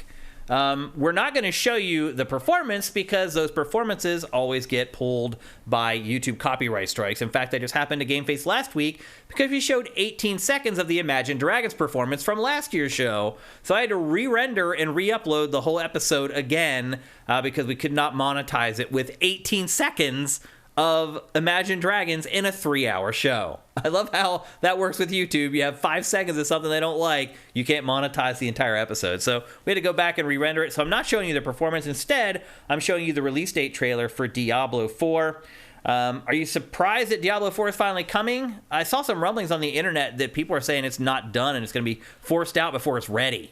I mean, that wouldn't shock me, but it's definitely sooner than I expected it. Yeah. Well, they sent the finisher in there to finish it, and he's now been working on the game for quite a while. So how unfinished was that game after all those years when they brought Rod Ferguson in there? Like, way unfinished. Still, after all that time. There's no developer in the industry that takes longer to make a game than frickin' Blizzard, man. It's insane. Well, except whoever's working on Beyond Good and Evil 2. Yeah, but it seems like Blizzard works on this stuff consistently, and it just takes 10 years to make a flipping game. Yeah, well, when did 3 come out? 2012? Yeah. Or 2011. It's been like 11 years. When do you think we're going to get another StarCraft? They haven't started talking about that yet. No, I don't even know what you think we'll ever get another StarCraft? I don't know what you do for StarCraft at this point. There's no such thing as a giant AAA RTS anymore. I know. Really. Yeah, I mean, unless you reinvent it completely. If there is one, it's StarCraft. I mean, or like Warhammer, Total War, or like something like that. But like they're not like it's not like it used to be. It's not that they're used to. There was a time when that genre was one of the core genres of PC gaming, and it's just not anymore. Yeah, I don't know. I mean, some of the stuff with how long Blizzard takes was always sort of that artisanal, like, we're only going to make it when we know it's great or a worthy, like, thing like that. And now it's sort of like, well, is that going to be true of Diablo 4, or are we just waiting to see what the auction house equivalent is on this thing? And I think there's skepticism as well, just like, coming off the back of Diablo Immortal. Maybe that's why it feels like it's so soon in a way. It could be. Is like we just got Diablo. I literally just played a Diablo game for a long time, I would add. Like, I spent a lot of time playing Diablo Immortal. But, yeah, I mean, despite the fact that it's taken all this time to make this game, it still feels like it's coming too soon. Because we haven't seen much of this either. Let's be honest. Yeah. We haven't seen anything, really, other than just, like... There's been gameplay. Yeah. They've shown us some, but like they'll show when they debut like a class, right? They'll show a chunk of gaplay from that class. I mean, it's Diablo. I'm not really expecting anything revolutionary here. Yeah, agreed. Are you excited for Diablo 4? I'll play it. Yeah. What do you think of the performance, the musical performance for it? It's cool. There's lots of swear words. Yeah. There's lots of swear words in this show in general. Yeah. People are dropping the F-bomb all over the place during this show. I mean, Ferris really ripped the Band-Aid off that back in the day. He really just did. haven't really, and that's. I mean, there's a lot of F-bombs in Ubisoft press conferences too. It's just, that's just sort of.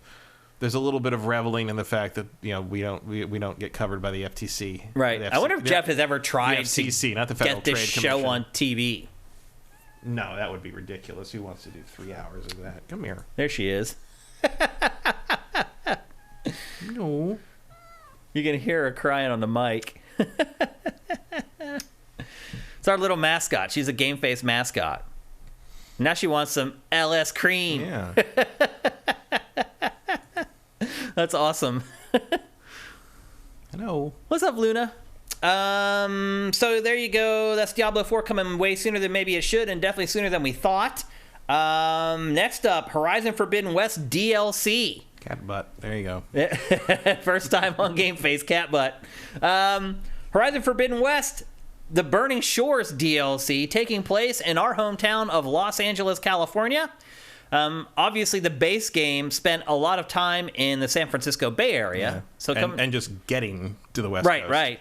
So LA isn't that big of a surprise. Yeah, I figured it was either that or like Seattle. Yep. They're going to head one way or the other. There's going to be one of the other. Or maybe Vegas, although you actually go through Vegas. You go through Vegas. Yeah, you do Vegas. Yeah. Although that was one of the best parts of the game. Yeah, it was. I wouldn't mind going back there for like a big chunk of DLC. But there's a Capitol Records building. Yeah. It's pretty awesome to see all this stuff like overrun living here and driving by it like right after you watch the trailer, and they completely destroy the Hollywood sign. Yeah. And then put the copyright info up for it. Right. Which is funny.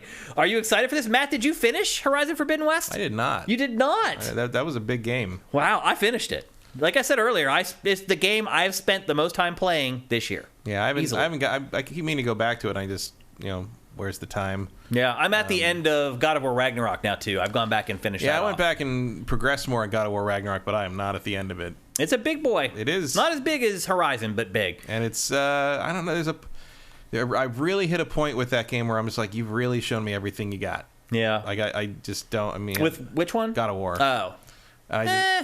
There's more. Maybe, but every time it switches off of Kratos, I don't care anymore. Yeah, and it does it a lot. Not that I don't want to know this part of the story involved with it. It's, like there's a section with Atreus dealing with the Valhalla, with the Norse gods and stuff. And look, I think Odin's very entertaining in that game, but it's just that whole section where he goes to visit Odin. With it. Yeah, I agree. It drags there. Yep. So anyway, that DLC for Horizon Forbidden West launches on April 19th, so not long to wait. And that'll end up being, about a year after the base game was released. It's almost exactly. Yeah. Think we'll get another piece of DLC for that after this? I don't think so. Me either. I mean, the same with the first one. We got the Frozen Wilds, and the Which Frozen was Wilds great. was big. Yeah, it was great, and it was a big one. It was. Yeah. I'm sure this one will also be a substantial chunk, and it'll add to the map, and it'll be great. Yep. But no, I'm definitely interested. And being in LA helps because that game is, in terms of its world, taking advantage of its world is at its best when you recognize bits of where you are. We'll try to find your house. Yeah. Probably not. Probably not in there, but you never know. And then next up, a game I probably wouldn't have included if it weren't GameFace and you and I, Matt, and that is Transformers Reactivate. Because we are big Transformers fans. A lot of people probably saw this trailer and just let it just go on by. Not me. I'm a big Transformers fan. I feel like I've been waiting a decade for a good Transformers game at this point. I don't know if this is it. Yeah, I don't either, man. It doesn't look too promising, to be perfectly honest. Again, this is another game where we got very little information on it. And this trailer has been in development hell for 5 years. Oh, you're aware of this game already? Yeah, it was called Transformers Rise. Okay. And it just got switched over to Splash Damage. That's Ratchet and Ironhide there. Yeah. Very hard to tell. It is hard to tell. Yeah. This just got switched over to Splash Damage maybe a year ago, maybe less.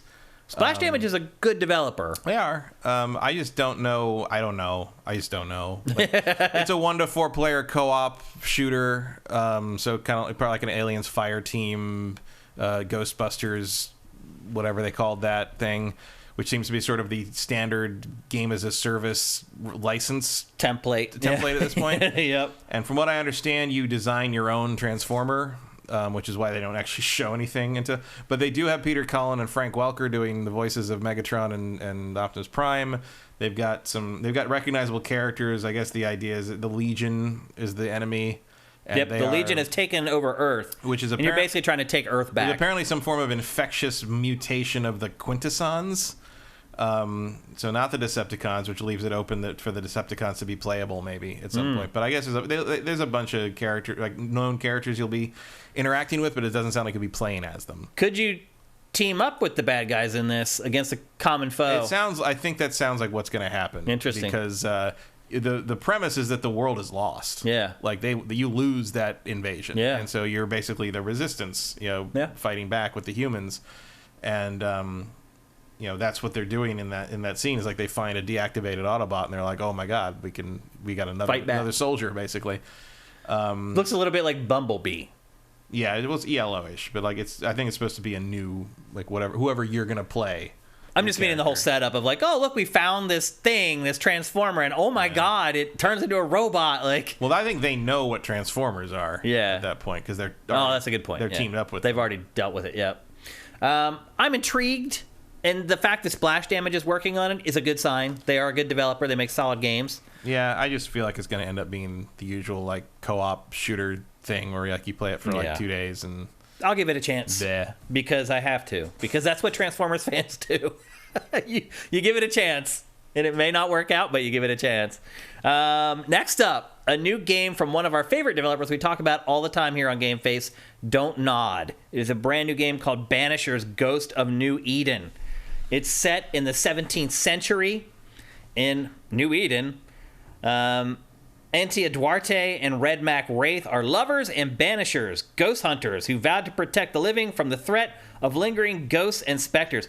Isn't that a lot like, what's that movie franchise? Insidious or whatever? Ghostbusters? No, not Ghostbusters. Insidious, though. They're like the husband and wife team, and she's the medium who can tell where the demons are. It's like I think they're based on the scam artists that like did the Amityville. They are, thing. yeah. Yep. It's because of kind of a similar premise. Following it, she seems to actually be legit in this game, though. Right. She seems to be a ghost. Right. So. Right. Following a disastrous last mission, Antia is fatally wounded, becoming one of the spirits she loathes. In the haunted wilds of North America, the couple desperately searches for a way to liberate Antia from her new plight as a ghost. I think this sounds awesome. Yeah, this looks really good. It's an action RPG. Don't Nod now has adequate experience making these games. Once upon a time, it did not, but now it does. It has made a couple decent action RPGs. Vampire comes to mind, although that game was a little disappointing. I mean, the combat in that was not amazing. Yeah, but like they probably learned some things. Hopefully, we'll see that's the trick here. Is like how is the combat going to be? Because it's clearly action RPG combat. Premise, writing, that's something Don't Nod's been great at. I think I trust them to nail that. Like look, anything Don't Nod makes has my attention at this point. Agreed. Yep, we felt that way for a long time with this studio, and they have really transitioned now from our favorite indie studio. And also, this is the best looking thing they've ever made. Like that. Oh yeah. I mean, obviously, next leaps and bounds. But like compare that to like even Vampire, it's a whole nother level here. Yep. And we wondered, we're like, how is Don't Nod making all these games? They've really just staffed up. Yeah. They must have got some investment from somewhere. I mean, just look at that compared to like the Life is Strange. Or Vampire. Even Vampire. I mean, it looked rough around the edges. This is night and day, no pun intended. I mean, we'll see how it feels to play, but that's the X factor for Don't Nod. Absolutely. They have not managed to nail action-based combat yet. So we'll see if they can do that with this. Again, the game is called Banisher's Ghosts of New Eden. Next up, selfishly, I included this game because I was blown away by it at last year's Game Awards, and it returns for the Game Awards this year, and that is Warhammer Space Marine 2. It's coming. This is also next gen only, PC, PS5, and Xbox Series. About a game long in the making. Well, this game last year at the Game Awards had its big like cinematic CG trailer, and now this is all in engine, and this game looks awesome in engine. This is what I've been talking about, Matt. Like, this is like we should be getting stuff that looks like this from the smaller guys. We should have been getting this for 2 years from these smaller guys on these new consoles. This year we should have started getting that. Yeah. There's always going to be overlap on that. But wowzers. Like, this really, like, my jaw dropped when I first watched this during the live show. And it's not very long. I think this trailer is only like 40 seconds long, so they don't give us much. But the other theme for this whole... You want to show off in a Warhammer game, you bring in the Tyranids. Yeah. Which is preferable to the first one. I like the... Bless you. Ooh. I like the first one okay, but there's too much orc fighting. Yeah. And Tyranids... Repetitive enemies, for sure. Tyranids are a more interesting enemy to me. Yep. I mean, if this is what the B-tier games are going to look like going forward... Hallelujah. Because this also, the other thing that I've discovered with the Game Awards this year, this was the turning the page moment. Of all the games in this show, there was only a handful for PS4 and Xbox One. Yeah, well, I've been saying that for a long time. So finally, 2023 is going to be that turning point. It's one of the reasons I say that they launched the systems a year early. Is like they should have waited a year. We're seeing it, though. Almost every big game that was announced in the Game Awards 2022 are all PS5 and Xbox Series. So if you're one of the people who've been sitting on the fence all this time, and I don't blame you. In fact, I was telling you all along, like, you didn't really need to buy either of these consoles. Now might be the time. This holiday season might be the time. Maybe after holiday season, because you're not going to find one. Because January's slow. Yeah. And then after January, it's just balls to the wall, awesome games for pretty much the rest of the year. And a lot of them are going to be next gen only. So if you haven't bought one, I hope you ask for one for the holidays. Although at this point, if your significant others haven't been trying to track one down for you, it might be a little difficult to get a PS5 at least. I think Xbox Series, you probably will be able to find one. Or your parents, or your girlfriend, or your wife, or whatever. They're still pretty tough. They're not as tough as... Yeah. Basically, they're not as tough because when they come into stock, they're in stock for a couple hours as opposed to a few minutes. Right. Yeah. And we did get that report that the bots are starting to lay off of the PS5 because the resale value on eBay isn't as high as it used to be. So things are starting to come around just in time for the shift of game development to next-gen only and away from the PS4 and the Xbox One. It's good to see. Next up, a game called Crash Team Rumble. And this was just on the fringe. This is one of the games that I included that I almost didn't include. Ugh. It is a 4 versus 4 Smash Brothers kind of ish brawler. It's like they created like the perfectly focus tested way to make me not care. I will give them credit though. This is one of the first times I think I've ever seen an art style for Crash himself that made me not want to like look away. Oh, like he actually looks okay. Yeah. It is a 4 versus 4 team-based competition where the iconic heroes and villains of the Crash universe battle to capture more Wumpa fruit. Strong word, iconic. Is it iconic the way Aiden Pierce's hat was iconic? Give me a break. You're basically just trying to collect more Wumpa fruit than the other team. I recognize one other character in this, and that's Nefarious, or whatever the evil doctor guy's name is. There's a little bit of MOBA to this, too, because you're like capturing points around the map. But ultimately, you're trying to collect more Wumpa fruit than the other team, and that's the team that wins. This game was not a well-kept secret. There have been rumors floating around about this game for quite a while. I don't think anyone's all that excited about this game, but it is multi-platform if it has caught your eye. And then next up, Cyberpunk 2077 Phantom Liberty DLC. Finally, we're getting into some real DLC for Cyberpunk 2077. I thought they were going to cut and run on this game. Cut bait, and they didn't, man. They stuck with it. I mean, they've continually improved the game. They still are improving the game, which I admire them for. They could have cut bait. I don't think anybody would have blamed them after the debacle this game was at launch, but it has really stuck with it, and honestly, it has paid off for CD Projekt Red because the game has continued to sell. And it had a big resurgence with Edge Runners when that hit Netflix, which I didn't expect to happen. Me either. Johnny Silverhand is back. He does the VO for this trailer. You team up with FIA agent Solomon Reed, who is played by Idris Elba. Yeah, I guess the font. Idris. I know who he is. Yeah, I mean, he's a huge star. But what has he starred in? He's in everything, but I couldn't remember exactly one thing that he starred in. Pacific Rim. He's Heimdall in the MCU. He was under consideration to be James Bond at one point. Really? Yeah. There he is. I mean, he's a huge star, but he's never really I'm like, I know him. I've seen him in a million things. 3,000 Years of Longing this year. But to see all the things that you've listed though haven't been like burn the house down like crazy popular, but everybody knows who he is. No, Luther. He's been in a bunch of stuff. He's just. He's one of those guys that you see in everything. I guess you could probably say Harley, but arguably he was the lead in the Suicide Squad. Yeah. He's Deadshot. Yeah. Wasn't he in that zombie movie set in Las Vegas that just came out recently? Probably. Where like zombies have taken over Vegas and is that they're trying to fight Zack from Snyder thing. Yeah. Wasn't he in that? Yeah, I think maybe. But that's the type of stuff he seems to be in, like stuff that you kind of remember. But it's like, he was in the Dark Tower. He was in. Yeah, he gets a lot of work. He's supporting a lot of stuff. I want to say he's been in he's been a ton. Hobbs of and stuff. Shaw, Faradol says. Oh, he's the bad guy in that. Yeah. Yeah. He was in The Wire. That's where I know him from the most. Well, I think that's the first time I probably encountered him was The Wire. That's where I remember him from the most. And then, so basically, you go on a mission with him to take on an impossible mission of espionage and survival. So it looks like this DLC is going to have like a spy angle bent to it, which I think is good considering the tone of the regular tone of the game is a lot different than that. It's coming in 2023 to next gen only, Matt. Mm-hmm.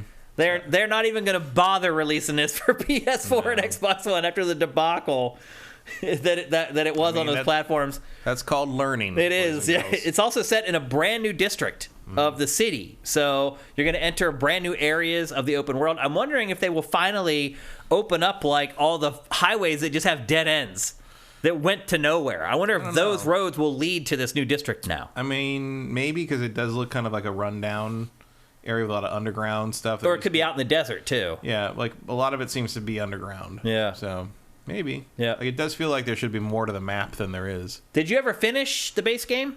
No. So I guess it's foolish to ask you if you'd ever bother playing this then. Maybe. I mean, if I did, I'll be honest, Idris Elba would be a large part of that because I like him. I'll play it. I mean, I finished the base game. I really liked Cyberpunk 2077. I was lucky. I didn't deal with a lot of bugs when I was playing it. Yeah, I didn't have really all that many bugs. I just find it non-compelling for the most part. Well, we will talk about another game here shortly in this episode of GameFace that puts all that in perspective and leads me to believe that I may agree with you, Matt. Next up, Armored Core 6 from Software's back. Were they ever gone? Not really. They were in the house. They're on quite a run. Yeah. Fires of Rubicon is a subtitle for Armored Core 6. We've known about this. We talked about Armored Core we knew Armored Core was 2 months ago on GameFace, and we talked about the franchise and the differences between it and what has ultimately made From Software really popular. And that's the thing here, Matt, is people know From Software for very specific things. Mm-hmm. And after the show is over, people were obviously asking, is this going to be Mecha Souls? Is this going to be Dark Souls with mechs? And they swear up and down that it is not. No, it's Armored Core. Yeah. Mission-based, customize the mech, go do the thing. Although this apparently is more single-player focused than a lot of some of the other... Because the Armored Core went back and forth between like single-player campaign-style stuff and like multiplayer arena stuff or single-player arena stuff. Like... Armored Core never fully figured out what it was, especially as it moved into the 360 PS3 era. Armored Core 5 is a very strange game. Well, it's funny, Miyazaki, the guy behind the Souls franchise and behind Elden Ring, he cut his teeth on this franchise. Yeah. This was the first game where he was the lead. Yeah, I mean this is this and Kingsfield are what From did. Yeah, people don't even realize. Yeah, that was. I have all. There's like 14, 15 Armored Core games. Yeah. I have all of them except I think the spin-off of 5 because there's a point at which, Yep. But like, this was a big deal on PS1. They did tons of these on PS1. They did like 4 of them, or 3 or 4 of them. Master of Arena. I played that with my friend Miguel forever. Like you just never ended. Mm-hmm. And I'm interested. I'm very interested. Obviously, I like giant robots and mechs and Armored Core. I'm curious how well they'll balance because one of the things about Armored Core is like, you tend to hit these walls where you're like, oh, to beat this fight, I need to have this particular loadout for my mech, and I don't because I was building it. Like, a lot of the Armored Core games sort of lean on this idea of like, customize your mech however you want to play the game, and then it turns like, except for this boss, which is going to require you to be a very specific kind of mech. And if you didn't spend your money on those parts, fuck you. So hopefully there will be a little more flexibility in that. But frankly, I'm just excited to see this game look like it's going to look. Yeah. On the new. It looks amazing. Hardware. It's set on a remote planet called Rubicon 3, a world where companies and organizations battle over a mysterious new substance that causes a planet-wide catastrophe. Just like old Armored Core games, it is a third-person action game that focuses on mech customization. It's all about building your mech.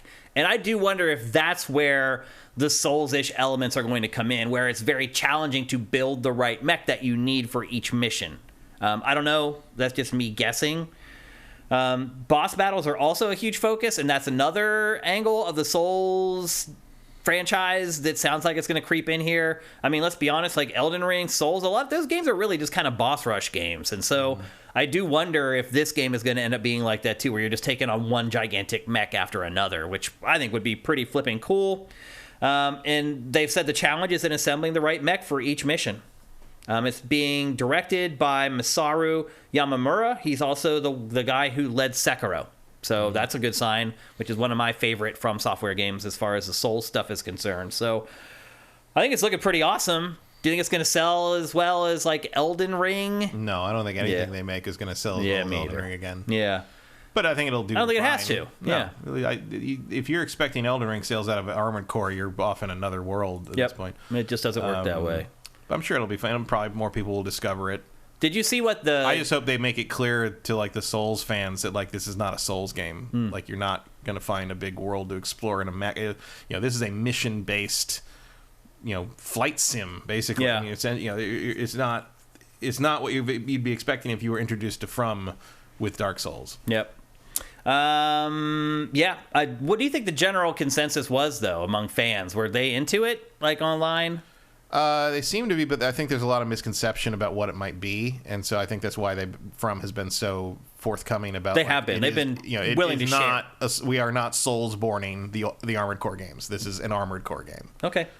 Next up, Wild Hearts, which is a Monster Hunter clone from EA and Omega. I thought this was Monster Hunter for a second until I realized it looks too good to be Monster Hunter. It's coming from EA and Omega Force. Omega Force usually does all the Dynasty Warriors games for Koei Tecmo.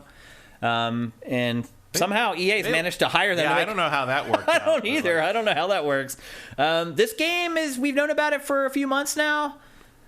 You're not a big Monster Hunter guy. I hate Neither am I. I play one every 5 years and I'm good. Like I don't need to play anymore. I'm definitely not a fan of the genre. There's nothing about it that shouldn't interest me. It's going to fight things and get their pieces and build new things out of the pieces. Like that's a thing I generally enjoy, but I just find Monster Hunter's combat to be clunky and slow and annoying, and I never have gotten the rhythm of it down. And I also don't like there's certainly World early on had a whole thing about teaching how to hunt stuff, and you were chasing down injured dinosaurs and killing them. There's just nothing pleasant about any of it to me. It doesn't do it for me. Like that's my big major super high selling popular series that I just do not get or participate in. I enjoy playing it once every 5 years. And after that, I'm good. It's a certain thing, and it's once I get a taste of it and I enjoy it for 20 or 30 hours, that's my quota, and I'm ready to move on and wait for the next one 5 years later. Yeah, for me, it's just I've just learned. It's I'm not gonna. I know I don't like these. They look cool. There's a bunch of when the Iceborne thing came out, I was like, it looks really neat. But I know I'm not gonna like it. I'm not gonna bother. I did like the Stories. Game Stories 2, outside of the Monsty thing. No, right. Ugh. Yeah, I like Monster Hunter Stories 2 as well. This comes out on February 17th, so not long to wait. And it was just announced not that long ago either. It's bold. So it's one of those games with a very short marketing cycle. It's a bold release window. It is. It's bold for EA to release a Monster Hunter clone. It's so out of their But their also in the comfort middle zone. of that firestorm of releases. That's... Yeah. I wonder if this will get lost in that shuffle. It will. We'll cover it on GameFace, but it probably will get lost in the shuffle. Next up, the game it seems like nobody cares about, Matt... Final Fantasy 16. This was one of the least watched trailers from all of the Game Awards on YouTube. Also, by the way, on Sifted, was probably the least watched of all the big trailers from the Game Awards 22. Why do you think people are not interested in this? I don't know.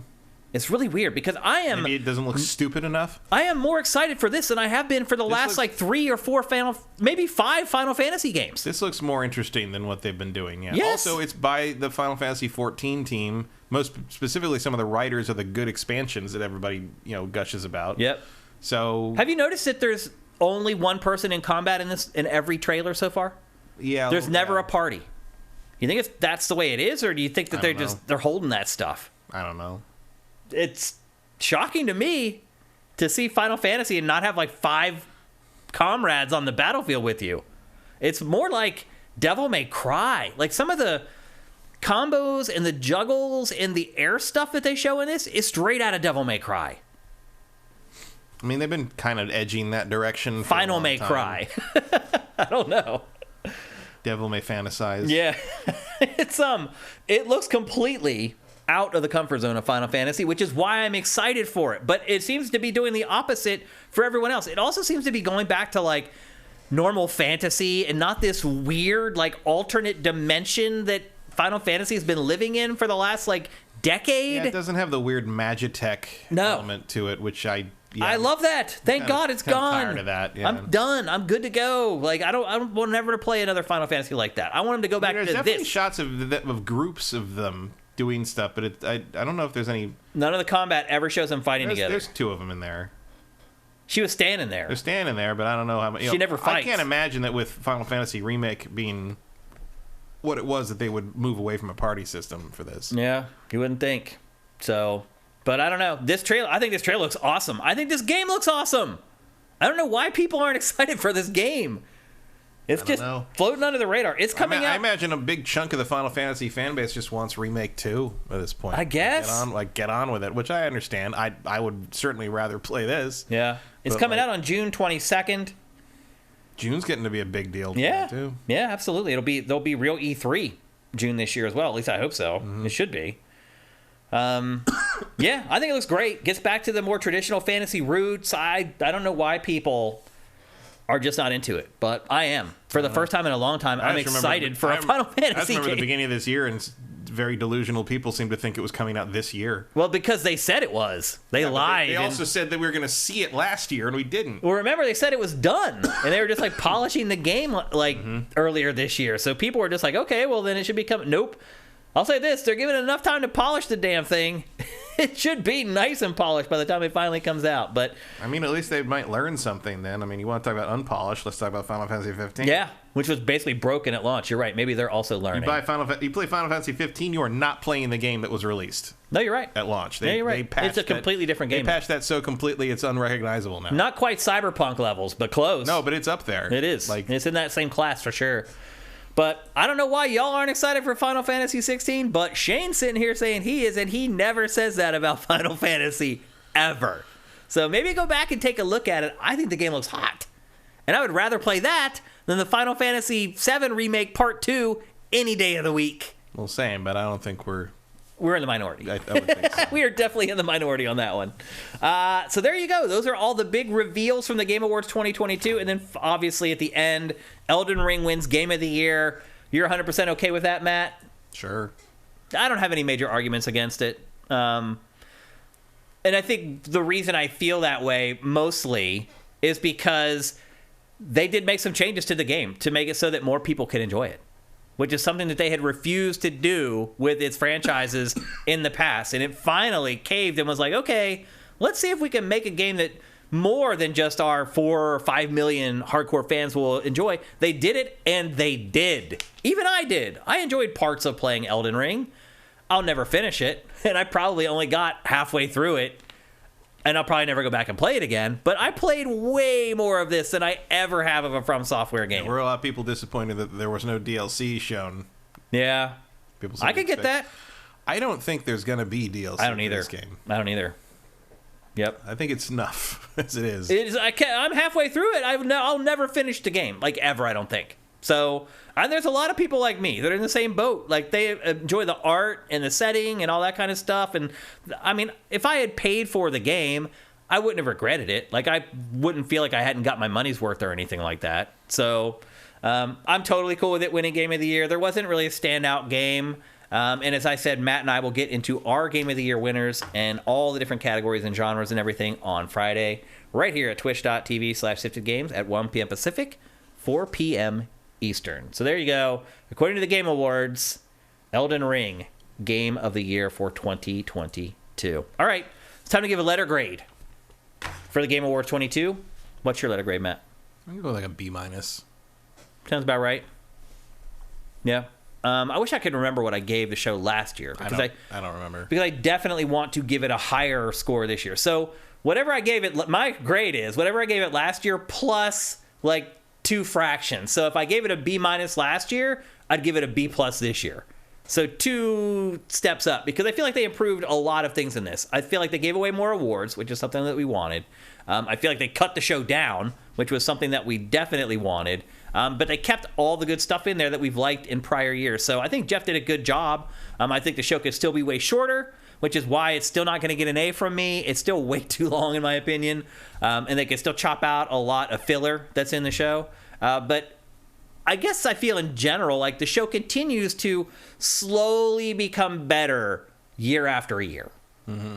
And I'll be honest with you, like I worked on the Spike Video Game Awards for like 7 years in a row, and I could not say that about the Spike VGAs. Like I could not say that year after year they gradually got better, because there were years where the executives would come into the meetings and just upend the tea table, and the show would be worse. And there's nothing Jeff and I could do about it. Now that Jeff is 100% in control, it should get better every year. And to me, it has gotten better every year. So, well, it's certainly no VGX. No. That's for sure. So congratulations to Jeff. I'm hoping he made a lot of money and profit off of the show. He works really hard on it every year, and I think ultimately he did a pretty good job of putting it all together. And so, yeah, I think that's 2 thumbs up from us for the Game Awards 22, but there's still room to improve for next year. All right. You gave last year's a C+, as Vince. Okay, so a C+, that gives me a B. Yeah, so up 2 steps. Yep, that's right. It was a B for me, solid B. Thank you for digging that up, Vincent. I appreciate it. Okay, let's move on. We're going to talk next about the only game that Matt and I both played this week, and this was also tertiary to the Game Awards, because one of the big announcements live at the during the Game Awards. Yep, one of the big announcements at the Game Awards was that Square Enix's next gen, and it is PS5 only, action RPG Forspoken. There was a demo that launched live during the show, and as it turns out, it was a pretty beefy demo. I ended up squeezing a lot of time out of this demo. Now, you could just plow through it and get through it pretty quickly, but if you poked around the open world and didn't take on the final mission, you could squeeze a lot of time out of this. There was all kinds of objectives and things to do strewn around the open world in this demo. Now, you could just go from waypoint to waypoint, and in that case, you could finish the whole demo in 30 minutes-ish. But I went back, and it also saves, by the way. I don't know if you know this, but you can go and like load up a save from this demo and start in the open world again. And after going through all the main missions, I ended up playing another 40 minutes to an hour of this, just messing around and finding other missions out in the open world. It is an open world game. It has all the trappings of an open world game. There's like areas, there's things that you activate that reveal sections of the map. There's a lot of Assassin's Creed in this, I think. What are your kind of overarching opinions of this, Matt? Well, I finished it, and that was enough. I did not find the open world very compelling. I don't think I fully understand all the mechanics of some of it. The combat clunky. Yeah. Like trying to figure it out. I don't know if the combat's clunky. Trying to figure out how it's supposed to work was a challenge for me. Yeah, I think it's gonna be better if you're onboarded by playing the full game from the beginning. Everything's sort of introduced in order, because of this, you're sort of like, you got all the gear and the crafting stuff, which doesn't really make a lot of sense off the bat. The skill trees, there's 2 different schools of magic, and you're not sure which one is which, or which you should focus on. You have like 2 personas. You have like her, and her set of magic and a different set of magic, and she's just some girl from Brooklyn. Yeah, and she talks like some girl from Brooklyn, and talk about swearing. Yeah. This game drops the F-bomb like every other word. Her voiceover while she's doing stuff, she just says fuck constantly. Yeah. Constantly. I mean, so do I. But it's odd. It's odd though. Like, this is a game made in Japan, but they've actually done a pretty good job of nailing the character as far as right. She's a girl from Brooklyn. Like, you also have evidence here of like, hey, like, Square can make a game where everybody doesn't sound like a weirdo. Yeah, it's true. Like, it all feels very natural. Yeah. Like, that's all you got to do. It's like, you got to make everybody talk like people. Yeah. The combat, going back to it, is a little weird. So you generally select your range of spells and then your specific spells, usually the shoulder buttons. So you hold both R1 and L1, and that lets you switch between her 2 personas. And the more mystical persona has fire magic, and then her, as the Brooklyn girl, has this like projectile style magic. And then within each of those magic classes, then you can hold, is it R2 or L2? R2, I think. It's both, I think, because one... Oh, R2 is the attack, so it can't be that. R2 is the attack, and then you hold... L2 is a modifier, and then you can use one of the other 2 attacks that way. Because I was using the fire magic mostly, and so I had like one, I think square when I was holding L2 would cause her to do like a dash, like a powered dash, and then I think it was triangle or X, I can't remember, would cause like this giant firewall. Yep. So there's I mostly just used those and the fire spear attack. Yeah. That exploded when you hit somebody with it. That was a very effective one, even against people that were not vulnerable to it, I thought. Yeah, so the reason I say I haven't really figured out the combat yet is because in this game, you have to hold these buttons, and it's like a wheel that pops up, and you're selecting from the wheel, but the game doesn't stop while you're doing it. Yeah, it goes to slow-mo, basically. It gives you a little bit of a reprieve while you bring it up, but enemies can still attack you. So it's not like this thing that you can hot swap on the fly. Like, I just never got comfortable with it, like swapping between all the abilities and the different spells that I had. I think that would probably be, it would be easier to be comfortable with it if you'd played it from the beginning and sort of were adding abilities as you went, and so you'd already know where the old abilities were, and as opposed to like learning where 6 things are all at once. I mean, this actually had a pretty good tutorial in it. It did, but it didn't onboard you with like where everything was very properly. That's true. Like, or how the flow was supposed to work. Like, it's like, hey, hold this button and these spells will come up. It's like, okay, great, but how do I do that in the heat of battle to make it feel smooth? Or maybe you just can't. Maybe that's something wrong with this game that they've... Yeah, I don't know. The combat, it felt either... There was an elements of it that felt either incomplete or like I was missing something. I agree. And I don't know. I can't tell which. Neither. Same with this like kind of traversal like magic parkour thing. Like it felt very like stop and go a way that didn't feel like how it was supposed to be, and I felt like I was missing something. Now, just so you guys know, you hold circle and you'll sprint and then automatically clamber over and jump over objects. I struggled as well to figure out like what was going to be automated and what I needed to do myself. And like watching the trailers for this game and how they were traveling with it was way different than how I was traveling. Mm-hmm. Like I looked awkward and weird, and you watch the trailers and they're doing like flips and they're like using like a hook shot and all this stuff. And I'm like, okay, I look nothing like this when I'm playing the game. But I still really liked this game. It's really unlike anything I've ever played before. I mean, just the premise of it. Okay, here's this hipster from Brooklyn who's transported to this weird fantasy land, and they play on that like the whole time.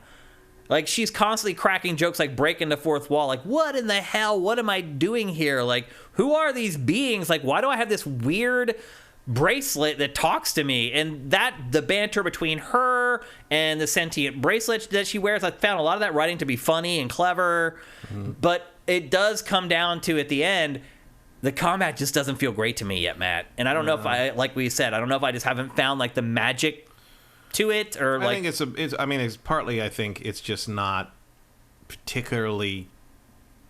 It's not particularly visceral combat. In terms of feedback, and also like let's not forget, this is the people that made Final Fantasy 15. Yeah, like the combat is about as good as it's gonna get. It probably is. Like I'm assuming, like it's crazy. So she has like, it's an RPG, but instead of leveling up like her sword or whatever, you level up like her fingernails. Yeah, like the painting on her fingernails affects like her abilities, and then she has is it cloaks and fingernails, like poncho cloak things, and fingernails and a necklace, are basically. And you find new necklaces, and the necklaces are actually labeled in the open world in the map, so you can go and find them if you want to. And those necklaces give her brand new magic and different attacks and buffs and things like that. Yeah, I didn't deal with too much of that just because you don't get to keep your progress. Right. Yeah, that's the other thing too about this demo. Whatever you do in this does not carry over to the final game because it doesn't start at the beginning of the game. Yeah, and they have said that like, you know, the waypoints and the quests you do in this are not indicative of the, you know,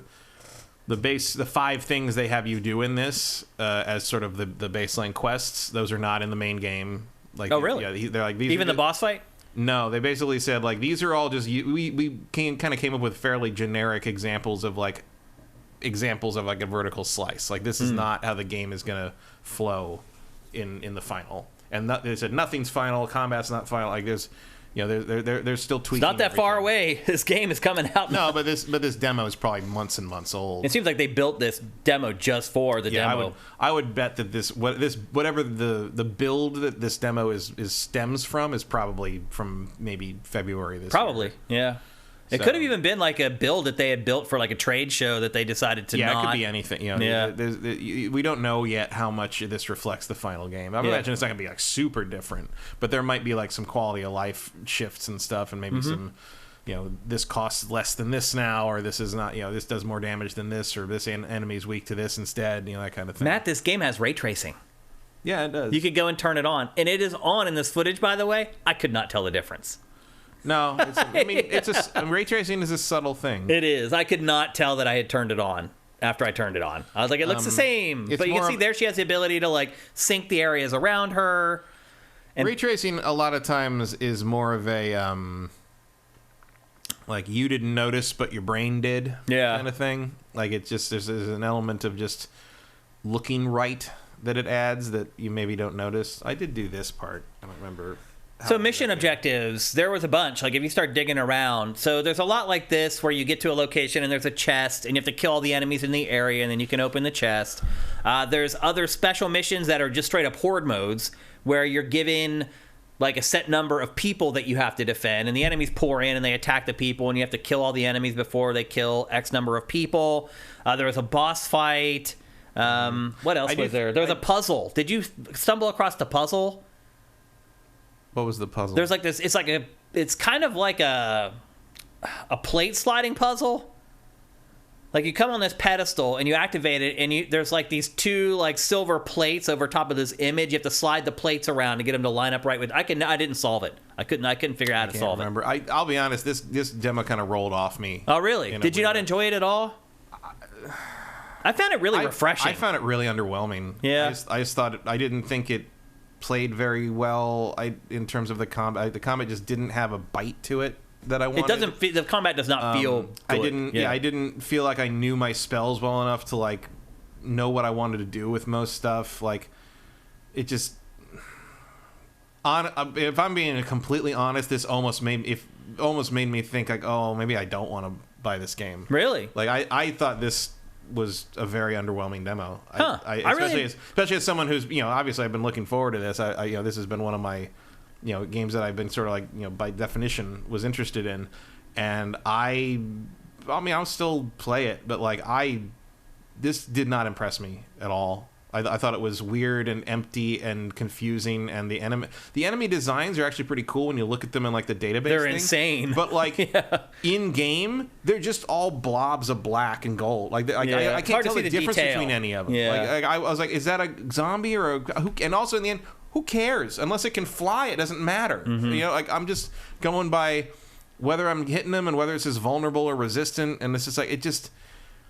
It had that same feeling of Final Fantasy XV's open world where nothing mattered. Like, I don't disagree with anything of what you just said. I've just reached the point where I've played so many flipping video games in my life that anything that feels different hits different for me. I mean, that is kind of the thing that's saving grace is like, it's like, okay, I do want to see how she gets there and how she initially reacts to this world and what this world is like and what they do with her and what she wants to do and how she ends up in the situation. And like, you know, there's more of a narrative interest to me there. I did like her in the bracelet bantering with each other. Some of that was funny. Yeah, the writing is surprisingly good for a Japanese game. I was surprised.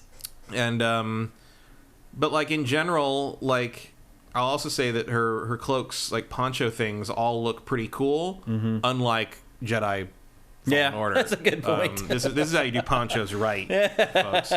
Put that bullet point on the back of the box. I like that aspect. I like, does ponchos right, GameFace. And I like that aspect. I like that those are cool, and the painting your nails is an interesting way to kind of give her some character in terms of what would be important to her. Yep. And what would kind of determine how she's dealing with you know, the powers and her abilities. This is also a weird part. I'm just like, what do you want me to do? I guess hit it. Okay. Yeah. Yeah. It took me a second. It kind of has a thing. You know, remember what I said about Fallen Order earlier, where it had that thing where everything felt a little paper thin. This feels like that to me. It feels like the systems are about to unravel if I do the wrong thing. You know. Yeah. And that's not a game killer by necessity. You know, there's an element of that to the between mission stuff in Midnight Suns, and I love Midnight Suns, and part of that is because Midnight Suns has in fact unraveled on me a couple of times. Yeah, but I was really hoping this would be I don't know, a little more. I was hoping it would have a little more bite, a little more traction to it in how it played, and it doesn't. And like it I agree. The gameplay to me was the thing I liked the least. Yeah, and I am a gameplay first guy, so that's a big concern for me. But I liked everything else. And it's an interesting, this is what would be called an isekai, where someone gets zapped into another world and has to kind of deal with the consequences of that. But you don't see that from a Western perspective very often. No. And they clearly have a lot of Western input on this, and this, it's an American character getting, and that's an interesting take on that kind of well-worn genre. I mean, it's a well-worn genre in manga and anime at this point. It's not really done much in Western stuff.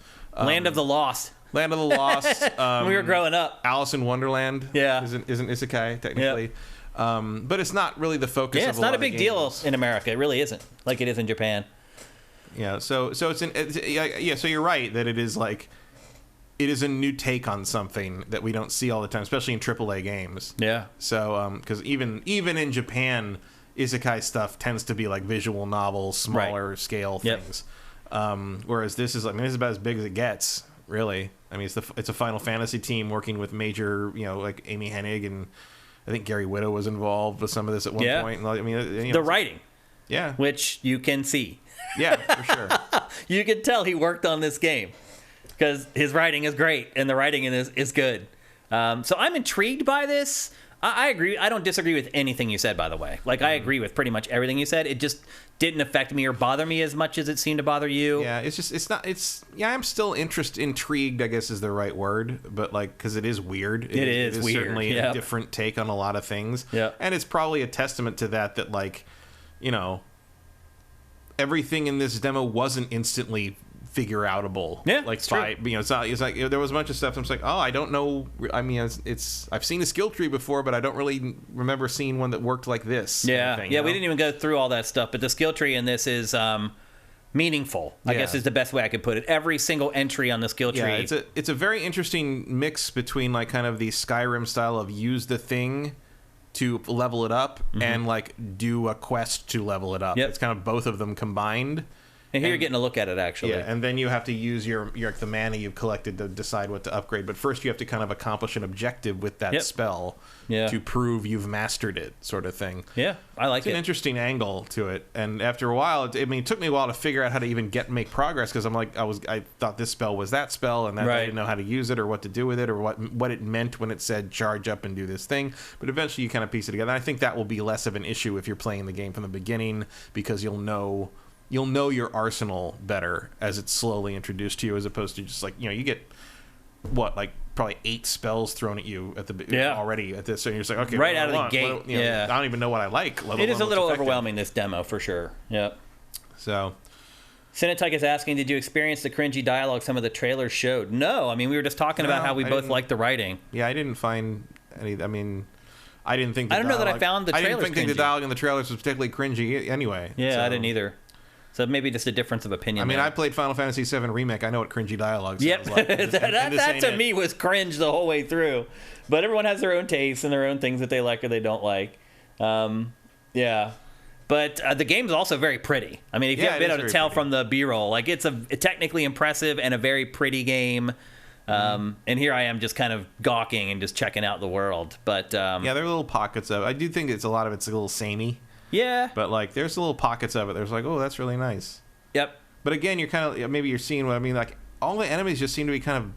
You don't even see them half the time. They're just hanging out, they're just hiding in the grass, waiting to pop out. The only ones that had real personality to me were the giant crocodiles. Yeah. And the boss you fight here, but even that is an adaptation, basically a feathery adaptation of one of the wolf things you already have fought. The boss's animation is also terrible. Yeah, it feels like it was, like they said, it feels like it was just something they slapped in to give you a big boss fight. Yeah, and it's cool. I mean, you learn kind of how maybe a boss fight might work in this, and it is, there's a puzzle element to it in the sense of which spells to use to keep him off guard, and you can turn him over with enough damage from the thing he's weak to. And now you're seeing what we were talking about with how you hold the shoulder buttons to access your different spells. You're seeing that right now. And again, you can see the whole world's going on while you're fiddling around with it. You can toggle that though. You can set it to freeze. If you want. Oh, you can. Yeah. You can set it for the world to freeze while you can make it just stop. Oh, time I didn't see that. Yeah. Oh, that's good. That's good to see. Square learned that years ago, thankfully.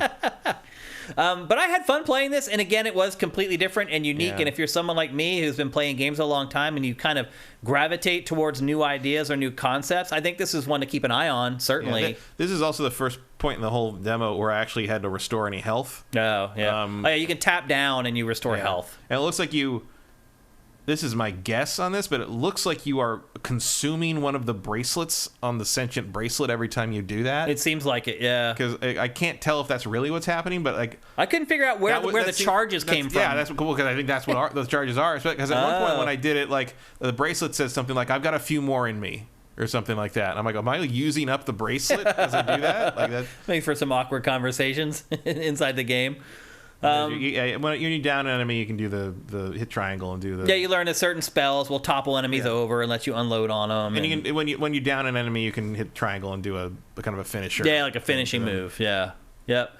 I had fun with this. I agree with most of your points though, and your criticisms that you have. I pretty much have them too. But again, it just feels like something different and unique. So I'm gonna keep an open mind and give it a go. Like looking online, like. This demo doesn't seem to have done this game any favors, judging by reaction to it online. Well, it seems like most people are not enjoying it. Like Mellow Pintor, I was excited to play this demo when it was released in 45 minutes. This thing bumped me off the hype wagon. Well, it only lasts 45 minutes, so I don't know how you could have gotten any more out of it, honestly. Because you could really finish the demo in like 30 minutes if you really just plow through the mission objectives. But it sounds like most people are like, there's parts of it I like, there's other parts that I didn't like. Minority Game says Amy Hennig wrote this. Again, that explains a whole lot. She worked on it. I don't know if she wrote all of it. Yeah, yeah. I don't think we know exactly who wrote what or how much of what on this yet. Ashes in the Hourglass. If you want different, go play weird indie games. You're not going to get experimentation in AAA. That's exactly what we're getting with this. It's literally exactly what this is. Like... It's about a girl in Brooklyn who gets sent to this bizarre world. I mean, it is. I mean, I can definitely see the pedigree of the combat in this kind of coming from the Final Fantasy 15 tradition of suck. Yeah, I mean, but you can see that like that's sort of like where it is stemming from. There's some Final Fantasy 15 here. There's some Kingdom Hearts here. There's there's a lot of that there. But it is different. Like they're trying something here. Yeah. Absolutely. Not just in setting and narrative, but in terms of like how she fights and what she does. I will say that like while I don't fully understand the uses of all the spells, they all are very dramatic and feel powerful. Like even if they don't seem to do anything half the time. Yeah. But like the effects for all of them are very. There's nothing that's like one of the. I've compared this to Infamous in the past because I think some of the shooting looks like it, where she holds her hand up and shoots the little rocks out. It reminds me of Infamous. I will say that so many of Infamous's powers had very underwhelming results. Yeah. And that did not feel like the case here. Everything feels big and bold and there. Agreed. So they still have some time to cook in the oven, or bake in the oven, as it were. So we'll see what the end product looks like. But it hasn't turned me off enough that I'm not excited to check out the final product. I guess I'll put it that way. But at the same time, it also wasn't this thing where I was like, oh my God, I can't put this down. I can't wait till we get the final game. This demo kind of made me feel like, okay, so now my expectations are readjusted so that when it comes out in January, I know how excited to be. Yeah. And it's not as much as excited as I would hope. Yeah, I'm gonna take that down a couple pegs. Yeah. And it's probably maybe better. But again, not a great hype builder in this demo, I don't think. It doesn't seem to have. And again, part of that might just be throwing people in the deep end to some degree on this. It's a hard thing it's felt hard to pick it up and understand sort of the progression of how you're supposed to be introduced to all this. It's gonna sell horribly. I would think that's probably the case. I don't know how you market this and convince people to buy it. I don't know. I mean, I would advertise the way they've been doing Callisto Protocol, where you run trailers in theaters and on TV and stuff, and focus on the narrative and how unusual the premise is. Yeah. That would be how That's what I would focus on for sure. I still don't know if it's going to be a sell to people. I don't know. I really don't know. I think it won't. It does kind of have that part of January to itself. So that's true. Maybe, but like, yeah, it's going to be the first big game post-Christmas, really. Yeah. But like, I don't know. I really don't know. Yeah, won't be long. We'll be talking about it again, so stay tuned. Next up, last topic for today's show. Things go fast. We're going to talk about a game that I have been playing the last couple days, that I have all these Q4 games on my hard drive. Every big game has come out from the last 3 months or whatever, or even just the last month and a half.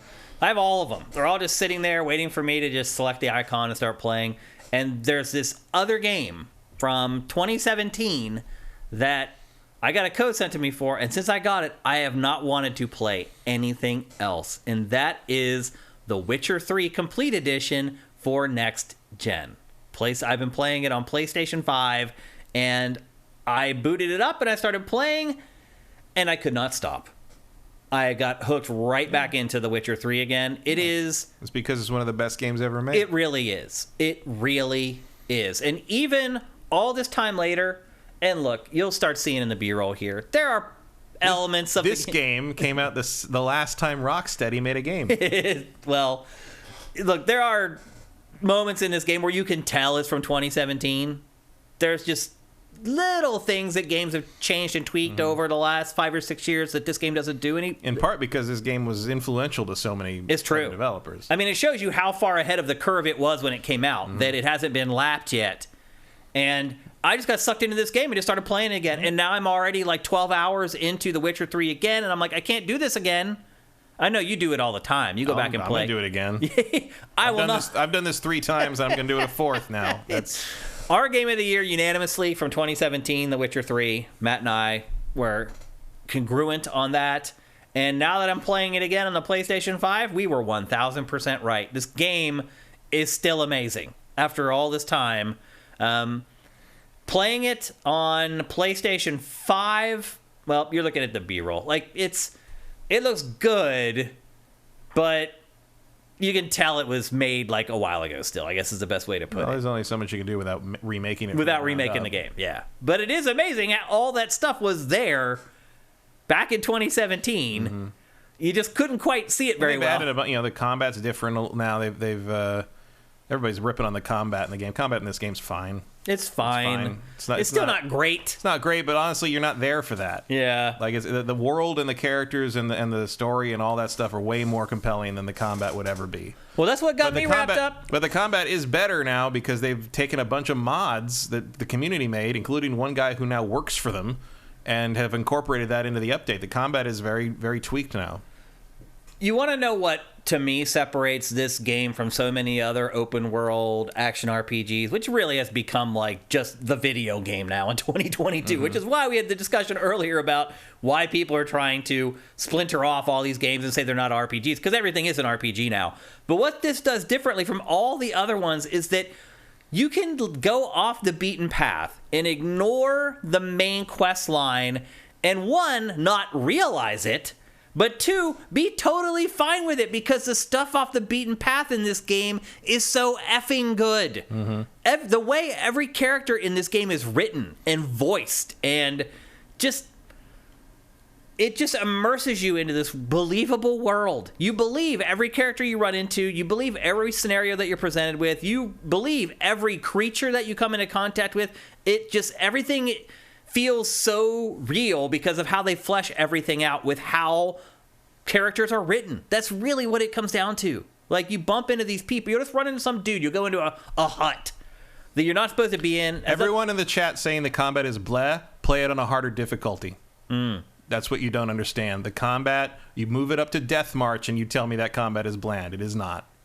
Once you have to use the alchemy and have to like figure out what you need to coat the blade with and how to deal with like each enemy because of you don't have the power to just knock them out with your normal sword. You have to like use all your abilities. The combat's not blah. You're just playing it on normal. Minority Game says Cyberpunk is better for me. Okay. Look, I love shooters, bro. You guys know I love shooters. I mean, I've been wrongfully called like a Call of Duty fanboy for years and years. I love shooters. So you would think that I would agree with you. I do not. I think you are 1,000,000% wrong. No, I don't understand how someone calls The Witcher 3 bland and not Cyberpunk. Everything I just talked what you just about. said about the side content going off the beaten path, Exactly. like that's Cyberpunk's problem. Exactly. There's none of that. That's why it's a shade of this game in its best day. This game, I'm telling you, play it again. Go back and play it again and watch how quickly you get wound up into the characters and the plot and the subplots and the bit characters and the world. This game does everything better than Cyberpunk 2077 except combat. And even me, as a combat-first guy, the other stuff that this game does better is just overwhelming compared to games like Cyberpunk. And the combat in Cyberpunk is not particularly good either. The guns feel fine. Like, they don't feel bad. They don't feel fine, great. They're not like Destiny good or Call of Duty good. And this swords, I use a katana mostly in that game. And it gets the job done. First-person combat's always going to be... That's just the way it is. I can kill 5 guys before the fucking slow-mo runs out. That game's boring most of the time. I mean, I like Cyberpunk 20... I just said earlier in the show that I really liked it. Yeah, I don't But this dislike game is like one of the best games ever. I do not put Cyberpunk 2077 into that class. You know, my big question is like... Because they're remaking the first one, that we know that there's a Rise of the White Wolf or whatever the hell. That's the thing that's happening. Yep. Once that's done, they're going to have the next gen version of this. They're going to have that, and then Witcher 2 is going to be the odd man out. It makes me wonder what they're going to do with Witcher 2 because Witcher 2 is a very odd duck. No, by the way, I kept saying 2017, 2015. I had the dates mixed up. Yeah, it was like it was our first game of the year at Sifted. Yeah. Witcher 2 is such a weird game compared to this and what the first one the remake will probably be. Because it's a smaller game. It's much more focused. It's very politically... Like, you are basically... it's called Assassins of Kings, and you are basically deciding the fates of about 3 nations in the course of the game. Yep. And it's just interesting. I wonder if and what they will do with Witcher 2, because I have to imagine that you're going to want to sell this as the Geralt trilogy over the course of the next 2 or 3 generations, right? Yeah. So, like... I'm curious what Witcher 2 holds in the future because that seems like the next step now. In addition to whatever the 4th Witcher game is, which is probably going to be its own thing. Yeah. Technically now, obviously, the big thing here is that this is running on PlayStation 5. This also has ray tracing you can turn on or off. Hard to see the difference for this as well. If you want to do 30 frames a second. Yep. It's going to be hard. I'm not a frame rate person usually, but I played this in 60 on PC, and then I played it on Xbox One X. It was 60 on Xbox One X. Even compatible that way. They did a patch for that. That was an actual I remember Microsoft that did that. I can't remember, but it would be hard to go back to 30 for this. I played it on PS4, and I haven't played it since. I played it when it originally came out, and I finished the game and moved on and blah blah blah. Playing this now on PlayStation 5 and riding on the horse at full gallop and not having it turn into a slideshow is like a revelation. Running around, I can't even put into words how different this game feels playing it on PlayStation 5 versus PS4. It is like everything. The combat, just talking to everything is snappier. And I am playing with ray tracing turned on, so I'm going quality instead of performance. And it does, every once in a while, it does buckle here and there. It happens. I mean, but not very often. No, there have been tests even on PC. I mean, there are tests on PC. Like, there's especially Novigrad is very CPU intensive. Especially apparently with what they're doing with the new stuff is more CPU. It used to be all GPU bound. Yeah. And this is more CPU. And apparently in Novigrad, even like super high end cards now, they can be bottlenecked by the CPU because that's section. So I'm not surprised that the consoles still are going to struggle a bit. I mean, look, it's night and day. It's fine. Like, it runs great 99.9% of the time. Like, amazingly so. But it's like, I mean, I've played this 3 times. I've played it on every platform except the Switch. I played it through completely on PC when it came out, and then PS4 Pro when that became available, and then Xbox One X when I got that, and realized it ran at 60 on that. I loaded up, again, less like Skyrim. I loaded up to see what it looked like, and then 80 hours later, I had finished it. Yeah. So I will play it again here. Didn't go back to it for the Switch. Sorry. Not Shocker. Not going to do that. Well, that's the antithesis of this version. It's like the frame rate bottoming out version versus this one.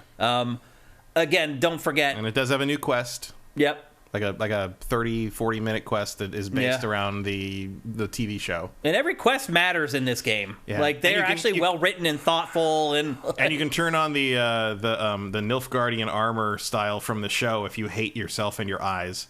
Oh really? Yeah, I didn't know that. You can toggle that so they have that weird like folded ribbed black armor from the show, which I think is awful looking. So I will not be doing that. But there's a bunch of camera options, like you can do more of like Resident Evil 4 style over the shoulder. It's beautiful. Like it's crazy how beautiful this game was already, and now watching it in this fidelity, it just bumps everything up. Like you can pick up ingredients and herbs without stopping. Yep, that's a big deal. That is a big deal. You used to open a window and you have to pick it. Now you can just he just does a little like hand motion and you just can grab it. As you walk by. There's quality of life improvements in this. Yeah, that's the other thing to know. I mean, this is also not part of the next gen update. That's beautiful. Look at that. Yeah, it's always been a beautiful game. This is just bringing it up to standard these days, which is good. I mean, keep it alive. I'm into it. And like what a deal, even for the $50 that the complete edition costs. Like. Yeah, it's $50. It comes out tomorrow. Is that correct? I mean, tomorrow's release date. The update.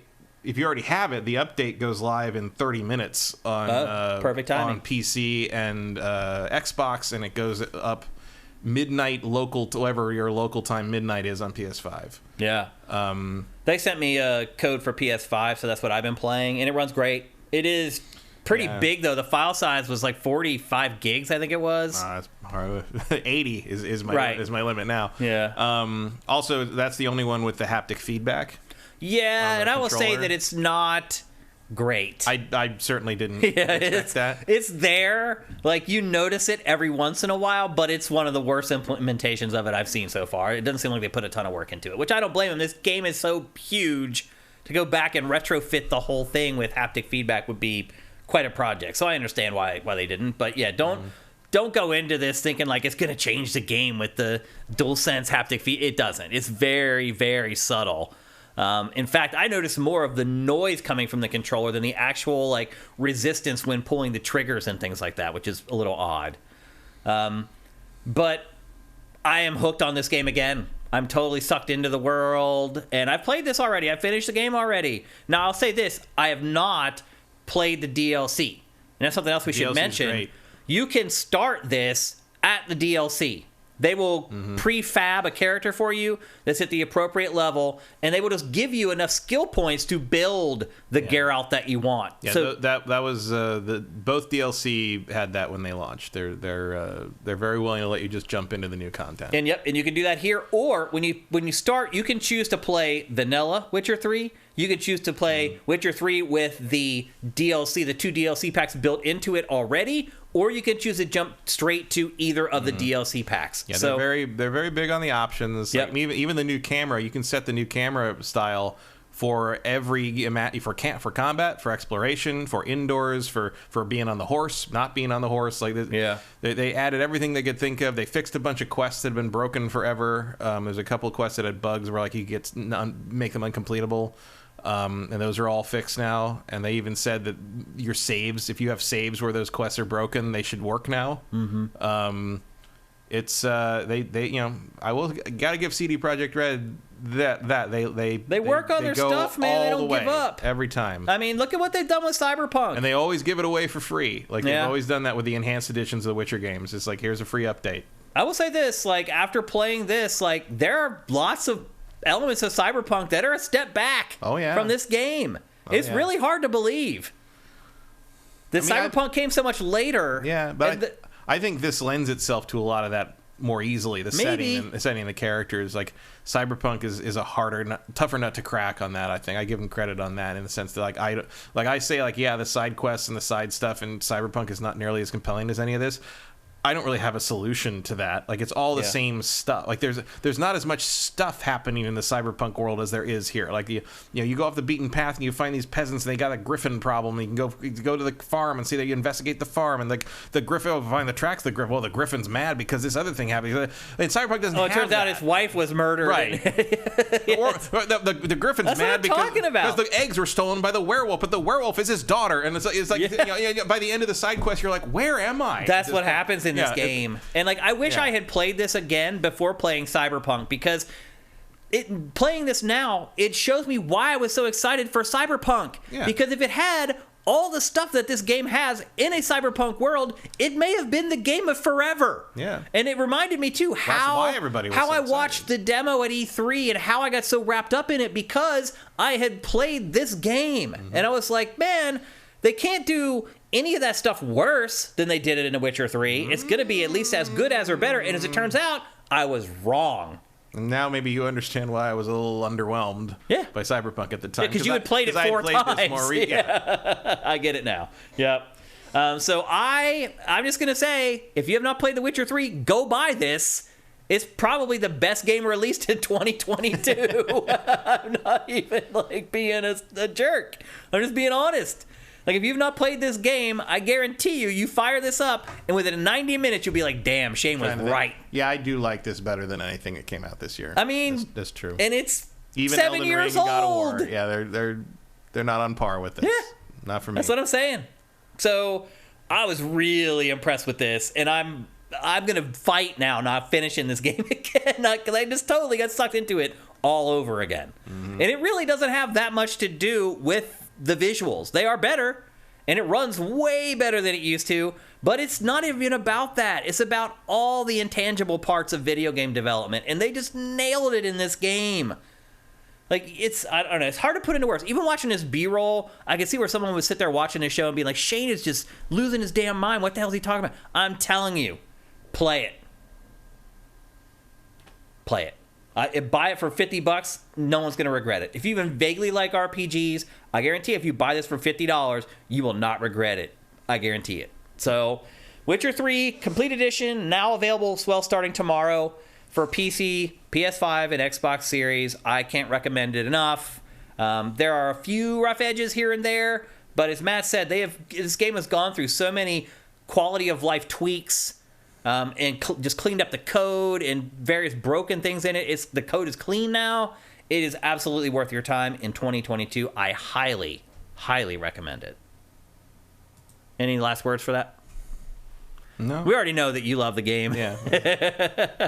No question there. We've seen you gush over it before. People are now seeing me gush over it for the first time in 7 years, because the last time I did it was in 2015 when we talked about it. So it gets really like my highest recommendation. I can't say it enough. I know it comes out of nowhere.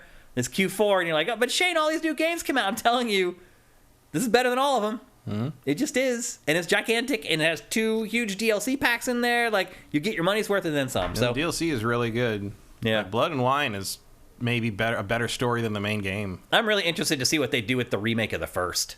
Yeah. There's a lot of good stuff in there, too. There is. And but it needs that game is just, even as someone who loves the series and loved that first game and was an advocate for it when it first came out and all that game is unplayable now. Yeah. It's just it's so very clear, you know, it's a modified version of the Neverwinter Nights 1 engine. Unrecognizably so. Like, you can't really call that the Aurora engine anymore, but it's like it's just so hard to get through it now, even if you love it. It needs an update, and I'm very glad they're remaking it finally, because there's a lot of cool stuff in that game that needs to be, and it's also a continuation. It explains what happened between the books and these games. Yep. And you don't really need to have played 1 and 2 to play 3, I think, and especially now if you've watched the series. And matter of fact, if you've watched the Netflix show, you are going to understand who Ciri and Yennefer are way better than people who hadn't read the books would, but it did play 1 and 2. It also changed this game for me, having watched the show. My appreciation for the characters is completely different now. And now seeing them in the light of the video game changes my perception of the game as well. Mm-hmm. So just all kinds of awesome stuff going on with this game. I highly recommend it, and I hope some of you guys will dive into it. Yeah. All right.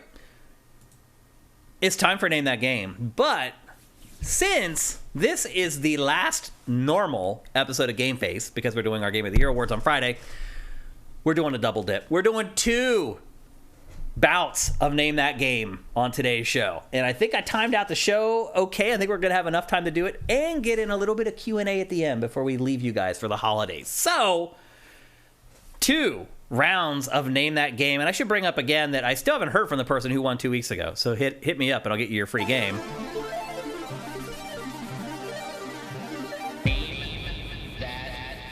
Okay, so name that game. There may be some new people in chat that don't know how it works. It's very simple. I show you screenshots from a game, and you try to guess what game it is. It's not complicated. A couple things, though, however. If you've won already this year, do not play. Don't guess. Don't do anything. Don't type anything into chat. None of it. 2, if you tie, you're trying to beat Matt. You're trying to guess the name of the game before Matt. And if he guesses the name of the game, and I look over, and the name of the game pops up in chat, you guys win all the ties. So that's pretty much how it works. The screenshots are obtuse at first. They become more obvious as they go. And again, there are 5. And I generally try to get you guys so you can't guess it until the 4th one. That's where I start to make it obvious. So anyway, another thing too, chat is on slow motion mode, meaning you can only give a guess once every 60 seconds. So don't just start spamming the chat with your guesses. You're not going to win. You can only put in one every 60 seconds. So make your guesses count. And with that, I think we're ready. Again, we have 2 episodes today. We're going to give away 2 free games. I forgot to mention that. If you win, you get a free game. A free video game. How can you hate that? All right. We are ready for the first image for the first round of Name That Game on GameFace episode 324. Here we go.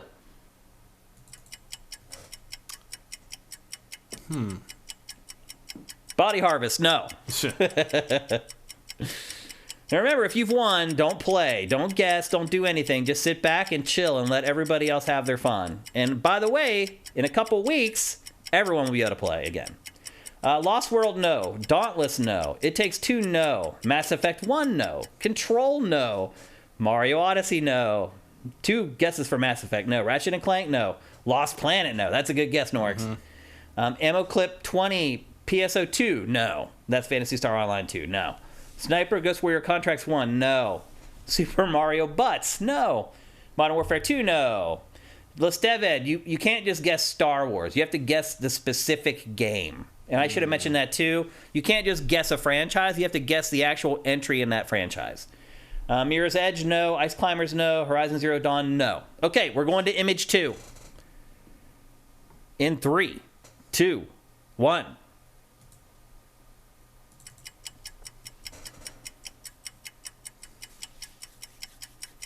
Battlefront 1, no. Good guess as well. God of War Ragnarok, no. The Rogue Leader? Rogue Leader, no. People aren't even guessing. Sneaky says it's easy, lads. I wish there was a way for people to, like, put in, like, a proxy guess that's hidden or something, and then when it's over, they can reveal that they were right or wrong. Fallout 3, no. Elden Ring, no. Star Wars Squadrons, no. Sea of Thieves, no. Death Stranding, no. AC Valhalla, no.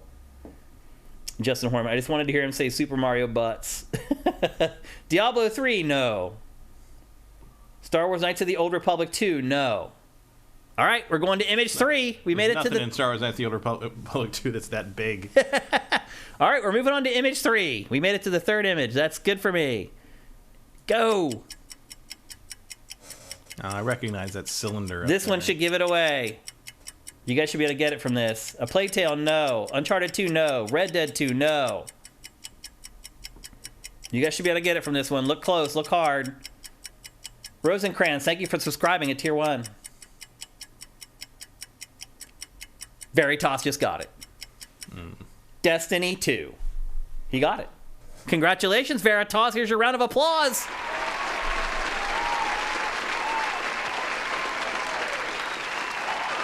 Good job, Veritas.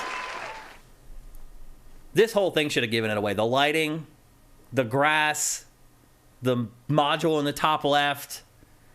It should have given it away. Here's the last 2 images for Destiny 2. Make sure I'm not using one of the other ones here. Destiny 2 is a varied game. Yeah. It has, its environments are so different that it could look like 6 different games. But this image with the blue lighting is the look of Destiny 2. And then here's the final image that I would have given you guys to give it away. And there you can see, there's your little orbital. What are they called? What's it called again? I don't remember. I don't remember either. But there's your little floaty where guy. You come back to life at the beginning of the game. Yeah. Exactly. On the left there, that would have definitely given away. So Veritas, once again, a round of applause. Congratulations for winning Name That Game. Send us a DM here on Twitch. You can send me a DM on Twitter at Dimfire. You can send Sifted a DM on Twitter at Sifted Games. Or you can send me a message, a DM on Sifted. I am at Shane on Sifted. Okay. That's round 1. Congratulations again, Veritas. I love it when I see dedicated people who I know have been watching our streams all along win. And actually, Shora F said Destiny 2 first. Oh, he did? Right after Body Harvest. Are you kidding me? He was the first guess. How did I miss that? I don't know. It was right after Emperor Dread said Body Harvest. I guess Veritas missed it too, or everybody did. Let me scroll up. And I'll put up the chat, actually, so you guys can see this. So you know we're not fibbing. Body Harvest. Yeah. Wow. Shora. I'm so sorry, Veritas. You're right. Shora won. I guess I never would have guessed that anybody would have got that from that first image. I mean, that's pretty crazy. Take a look at what he got that from. Yeah. I mean, if you've stared at that long enough, you would recognize it, I guess. Really? I mean, I thought, like, the guesses for Mario were the better guesses. Because it looks very low poly and, like... Nah, it's too realistic to be Mario. But, like... I mean, I recognize that. There was part of me that's like, yeah, I know what that is, but I can't. It's like it's that tickle in your mind where you're like, I've seen it. I know. I can't pull it out 1,000 times. I don't know why. Shora, I'm so sorry, man. I don't know how I missed it. I guess I just never guessed in a million years that someone would get it from the first image, and you were the only one that did, because there were 30 or 40 guesses on that first image, and none of them were right, but his, and he got it immediately as soon as he saw that snow. It's really insane. This game blows my mind every week. So Shora, you win. I'm sorry. You know what? You both win.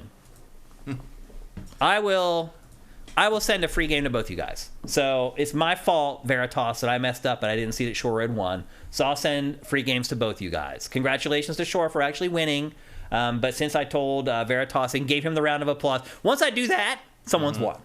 So we'll give a game to both you guys. This is the last episode of GameFace, and it is the holidays, and we're in the giving spirit. So both of you guys send DMs, and we'll get you guys both a free game. Congratulations to the both of you. All right. And we have one more. We have another game to go here. And we'll see how this one goes. Again, Shora, awesome job, dude, that you got that from that snow. It's really insane. You guys are just too damn good. It's really impressive what you guys are able to do. Okay, here we go for round 2. Are you ready, Kyle? Mm-hmm. All right, let me make sure I'm getting the images right here. I think this one I think people may get on the first image. I didn't think the last one that they would, but then I always count you guys out, and you guys always blow me away. So here we go, the first image for the second round of Name That Game. Go! That does look familiar, doesn't it? Yep. It's kind of like Metal Gear Solid 3. Body Harvest, no. Yep, Case Money. The applause locks it in, man. Once I give the applause, that's it. You are a winner, no matter what. Metal Gear Solid 3, no. Halo 4, no. Tomb Raider, no. Turok Dinosaur Hunter, good guess, but no. Elder Scrolls Oblivion, no. Halo 2, no. Okay, I think we're ready for the second image. And here it is.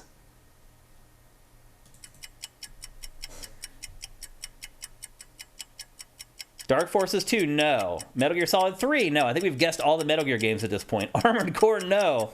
Legend of Zelda, Ocarina of Time, no. Silent Hill 2? Silent Hill 2, no. Halo 3, no. Doom, no. Call of Duty 4, no. Wow. I really thought you guys would get this one fast. Silent Hill 2, no. Power Wash Butt Simulator 14, absolutely. Prince of Persia, no. Tile Cleaning Simulator, no. Counter-Strike, no. That's a good guess, too, though. All right. GoldenEye, no. All right, we're going to move on. Here's the next one. Oh, Shenmue. You got it. I knew it. I knew you were going to get it from that. And we have a winner. Matt has won. Holy crap. That's the second time you've ever won? Is that right? Yeah, it's like 3 or 4, but the last time was like probably last year. I'll say this, like, I didn't say I set this up so that you would win. I wanted to give you a good chance, and I knew as soon as the soccer ball was in there, I cropped it out at first, and I was like, if I put the soccer ball in there, I know Matt's going to get it, but I knew also that everyone else had 2 guesses before that to try to beat you. So I was like, fair enough. I'm like, maybe someone else will get the soccer ball as well. So congratulations, Matt. Another round of applause for you. It's been a long time since you won, brother. And it's good to see you finally win one. And now it's totally cool that 2 of you won the first game because Matt finally won one. That's awesome. Yep. From Name That Game to Can Matt Win This Time? Are you guys surprised you didn't get Shenmue now? I'll show the rest of the images actually before we move on so you guys can see what the last 2 were going to be. Here's image 4. That's just basically the storefronts. Boy, look at that. Yeah. Look at that texture work. 99. Yep. And here's the last one. And there's Ryu's head and his hair there in the bottom left. Hey, mister, wanna wrestle? Where are the sailors? So anyway, I thought people would get that one really easily, but it just goes to show you just never know. Like there's really no way to tell whether people are going to get it or not. A lot of it just depends on who's... A lot of it's just like that ground text. Like that's just how everything was done then. Yeah. You know, that late 90s, early 2000s. It's like, oh, just green, and then we'll just flop some fuzz on it. We'll smear some Vaseline on it. Okay, we will now take some questions for Q&A from you guys. We have enough time to answer a bunch. And don't forget, this is probably the last Q&A we're doing for the year. So if you have questions about anything like related to next year or any of that stuff, now is the time to ask them. Let's bring you guys up on screen and see what you got. Mellow Pintor, Shenmue, you're a little too slow, bro. Mr. Starwalker also got Shenmue. Everyone was just behind you, I guess. Eth Demon, have you ever played a game you liked, but in good faith can't recommend to others? New Pokemon game, is that for me? Most fun Pokemon game in a decade, but runs too bad. Okay. Well, I'm really surprised we've run into someone that thinks that's the best Pokemon game in 10 years, but different strokes for different folks, I guess. To answer your question, a game you like but can't recommend to others. The Souls games. Yeah. Yeah, it's hard to recommend them to people. I like them a lot, but I didn't know any. You know, normally if I really like a game, I'll get it for people for Christmas. I would not inflict that on pretty much anybody I knew. Yeah. Especially the ones with kids. You can't pause the game. Yep. Tribes was that way. But in my opinion, still the best shooter I've ever played.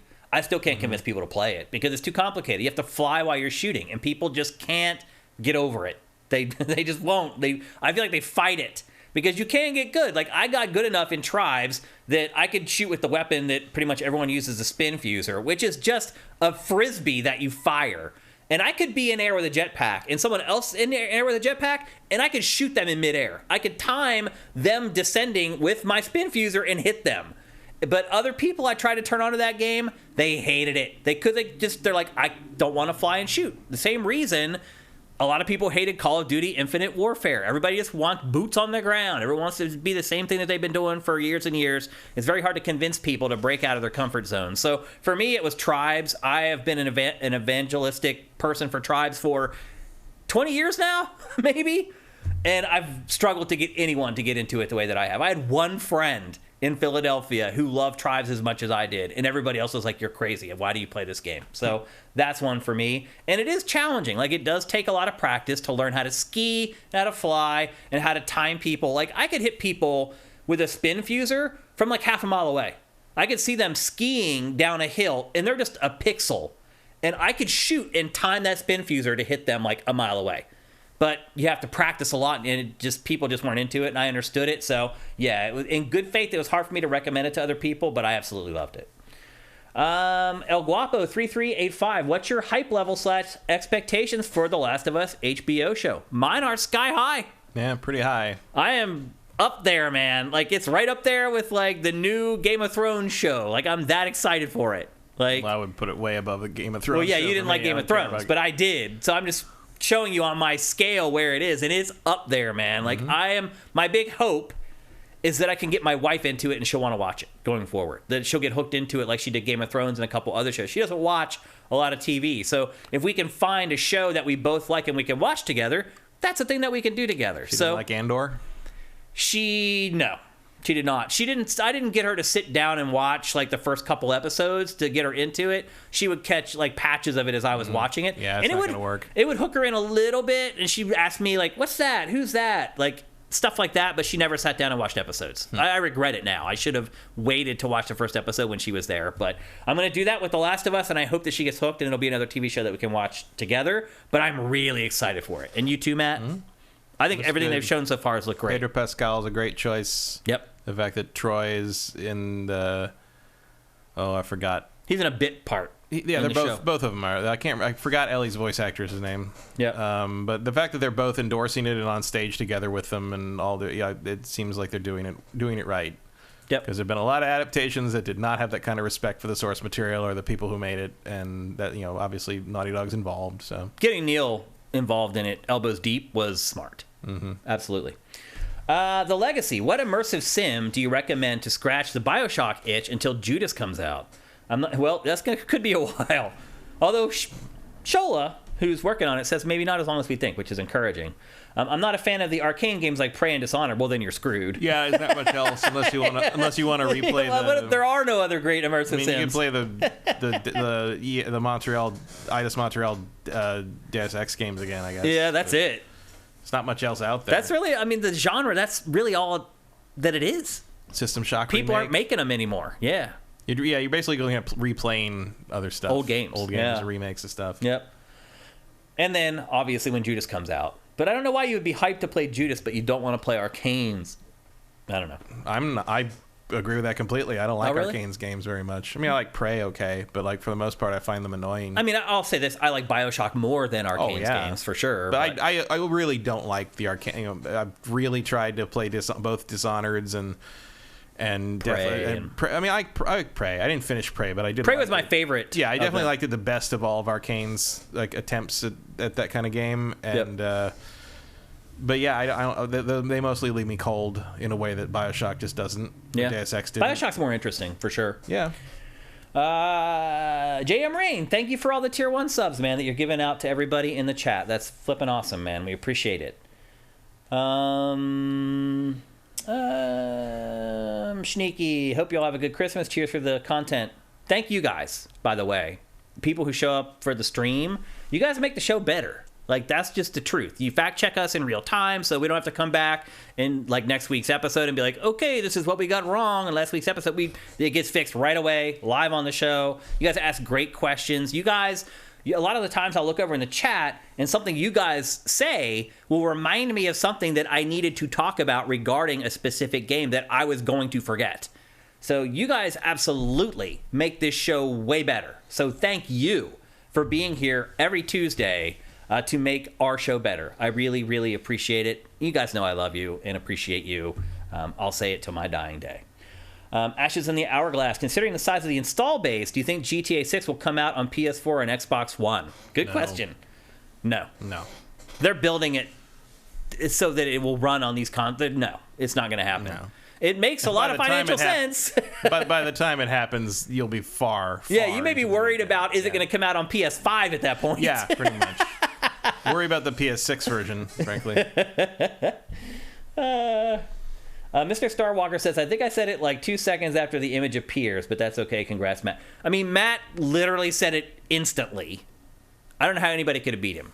Yeah, all I could have done to cut my time down is not to have said right before I said Shenmue. I don't know how anybody could have beat him. If he had paused after that image went up 5 seconds and then sure, but I think he beat you fair and square. But still, great job on your part to guess it as well. Vincent, why is that Bayonetta prequel generating no hype? Because it's not. It's like an indie game. Nobody cares. It's not Bayonetta. It's their B team, their D team at Platinum. I don't think anybody really wanted to know the origin stories of... Well, does anybody want an isometric action adventure set in the Bayonetta universe? It's all pastel. It's just a bad project. I have no idea why they even made it, honestly. I'm not so... I am kind of interested in the backstory of Bayonetta a little bit. It's just the way that they decided to present it in that game. Just weird. It feels like it was part of a deal that they had with Nintendo, that they had to barf out 2 games, and they're like, well, here's the second one. It took us 3 months to make it. Or maybe just hey, maybe there's a way to leverage this franchise without spending 5 years building this complex action game. Well, it's not going to work. I'll put it to you that way. I forgot it was in there until that question got asked, frankly. Minority Games. Any chance we get a new Power Rangers game that has worldwide appeal?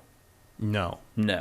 Because it won't have worldwide appeal because no one cares about the Power Rangers. Battle for the, I mean, kids do, but like, it's still a very strong brand among a certain age bracket. But like, Battle for the Grid is about as good as it's gonna get, I think. Yeah, I was surprised that game was even released. Honestly, that game did very well. Yeah, it did. Yep. There's also a pretty good card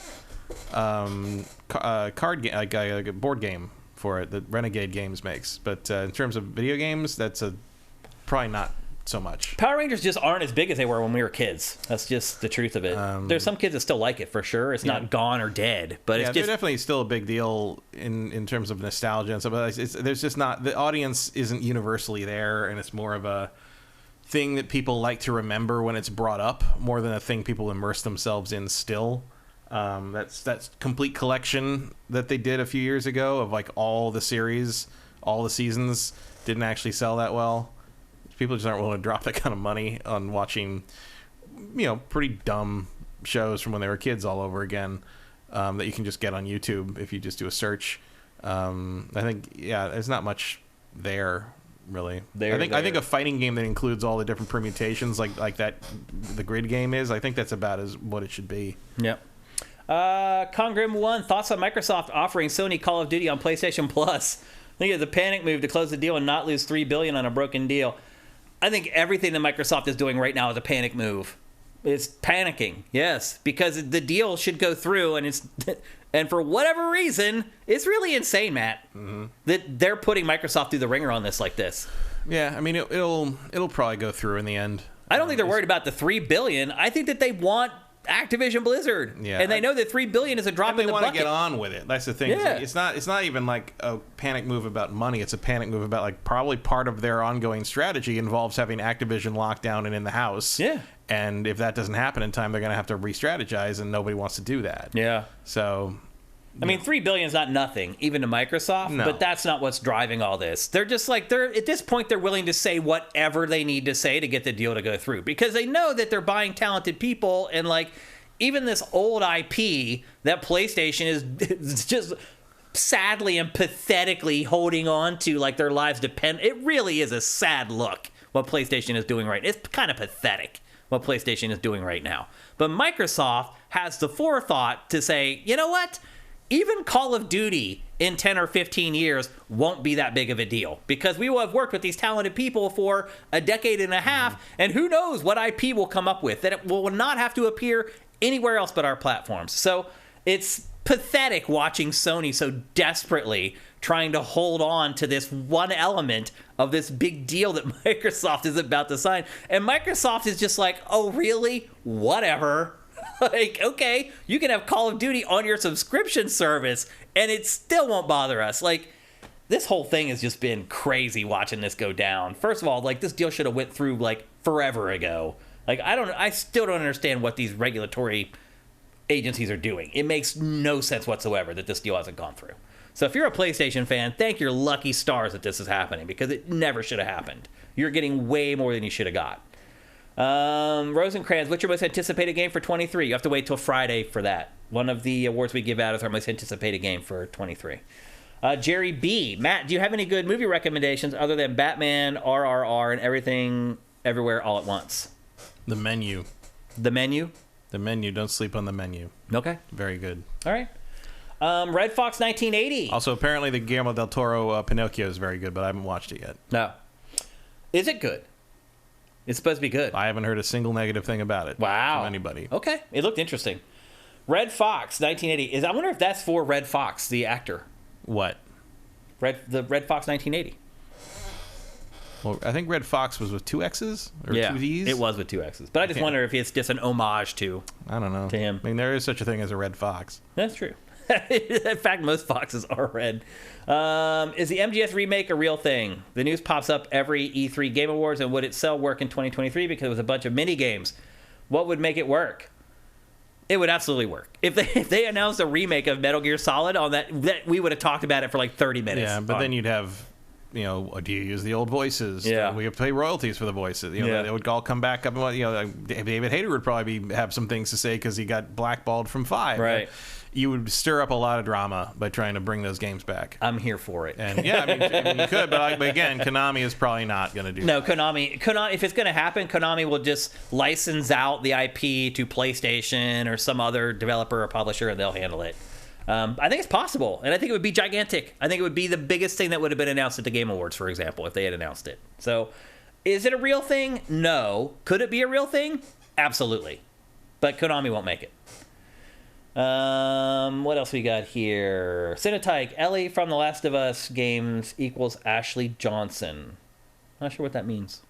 Ashley Johnson, who plays Ellie, because I couldn't remember her name. Oh, gotcha. Minority Games, thank you for the bits, man. By the way, if one of you guys, if I know a lot of times I'll get messages from people who are like, hey, like, I want to help you guys out around the holidays. Just give us like a gift or whatever. The best thing that you can do is go to sifted.net/donate. And again, Sifted is spelled SIFTD without the E. And it's just an interface there where you can plug in any amount of money that you want to donate to us and pay with a credit card. And it works in like 300 countries. Or it works all around the world. So if you want to like buy us a beer for the holidays or a cup of cocoa, or if you want to buy us a game or a meal or anything, just go to sifted.net/donate. And again, you can type in any dollar amount you want and pay with your credit card or PayPal, and we'd appreciate it very much. In fact, everyone who does that, I send people personal emails to thank them. Anyone who uses that donate portal, I will send you a personal email thanking you for doing that, because it means a lot. Let's see. Shenmue 2 or 1. I don't know what that means. Minority Games giving out more bits. Thank you, brother. I think that might be it for the questions. Vincent says in 10 to 15 years they won't have a platform. They probably won't have a console, but they'll still have a platform. You don't have to we've been saying that for about 10 to 15 years. Yeah, we've been saying that for a long time. But you don't have to have a console to have a platform. Yeah, they'll have an ecosystem one way or the other. Yep. Cinetyke, Merry Christmas. Merry Christmas to you. Merry Christmas to all you guys. I realize some of you guys may not... thank you for the bits, Cinetyke. That's awesome. I realize some of you guys may not bother watching our Game of the Year Awards. Some of you guys only tune in for GameFace. But we will be streaming our Game of the Year Awards on Friday, like it's an episode of GameFace. Again, at 1 p.m. Pacific, 4 p.m. Eastern. I hope you guys can all make it. We may do a Q&A at the end. One last Q&A before we go away for the holidays. Not 100% sure on that yet. But we'll see. But anyway, be there on Friday. I think it'll be a great show. Our Game of the Year Awards are always fun, I think, to do, and hopefully fun for you guys to watch as well. So that's it for GameFace for 2022. Another year in the books. We've been doing this podcast for a long time. 324 episodes. It's really insane. And each one of those are 3 hours long. It's a lot of lifespan. That's so much content. It's really insane. And that's one thing we're going to be doing a little differently. Nobody asked. I really thought one of you guys might ask, hey, what's going on in 2023 for Sifted? I actually baited you guys into asking it. I was like, this is the last Q&A you might want to ask about next year. The answer's going to be like, we don't know. And maybe, but not a single person asked about it. So maybe at the end of the Game of the Year Awards, you guys will ask about it, and I'll give you an answer. But one of the things we're going to be doing is leveraging GameFace a lot more. It's like we're creating 3 hours of content a week, and we're just putting it out as this big chunk. And we need to do more with that content, and that's one of the things we'll be doing in 2023. So... let's see. If you're listening to this show anywhere on any of the podcast services, and it's on all of them, and you want to help us, head to patreon.com/sifted. Again, that's SIFTD without the E. You can pledge whatever you want per month there. We appreciate every single dollar. It means a lot to us. If you're broke and it's Christmas time, I get it. Everyone has to spend a lot more money right now for gifts or traveling in my case or whatever. I totally get it. If you want to help us without any money, you can do that with Twitch Prime. And if you're watching the show on YouTube, just head down below into the description. There are instructions down there. And as I say every week, my 70-plus-year-old mom can do it. So can you. So that's it for GameFace for 2022. Matt, thank you for everything, brother. Sure. Thanks for coming into your home, sharing your awesome cat Luna with us, who now has become a part of the show. And it's having some kind of itch, apparently. Going a little nuts right now. And thanks to all you guys for all your support this year. Without you guys, this show doesn't happen. It's just that simple. You guys are the revenue that we generate to do this show. Without you, there is no show. So thank you guys from the very bottom of my heart. I appreciate everything you guys have done. Thank you to Ellis Cream for sponsoring us here in the last month and for the early part of January. If you are going to be drinking, or anyone in your family loves to drink during the holidays, go buy LS Cream. It is the perfect liqueur for the holidays. It's a lot like Bailey's Irish Cream. It mixes great with warm drinks. But it's thicker. It's a little thicker, but it's exactly what you want for the holidays. So go support a sifter. This is made by a sifter. Yep. His own liquor company. It's amazing what he has done. I so bought support 5 it. bottles last week to bring to various parties. Yeah, it's great down to for the 3. holiday season. You take this into a party and you open it up and make a drink with it. Let someone taste it. Everyone's going to want it. So support our crew. People in our circle who are doing amazing things. Support them if you can. If you drink at the holidays, why would you not want to support one of our sifters? So go get some LS Cream for the holidays. Hope you guys have a great week. We'll see you on Friday for the Game of the Year Awards. GameFace is up and out.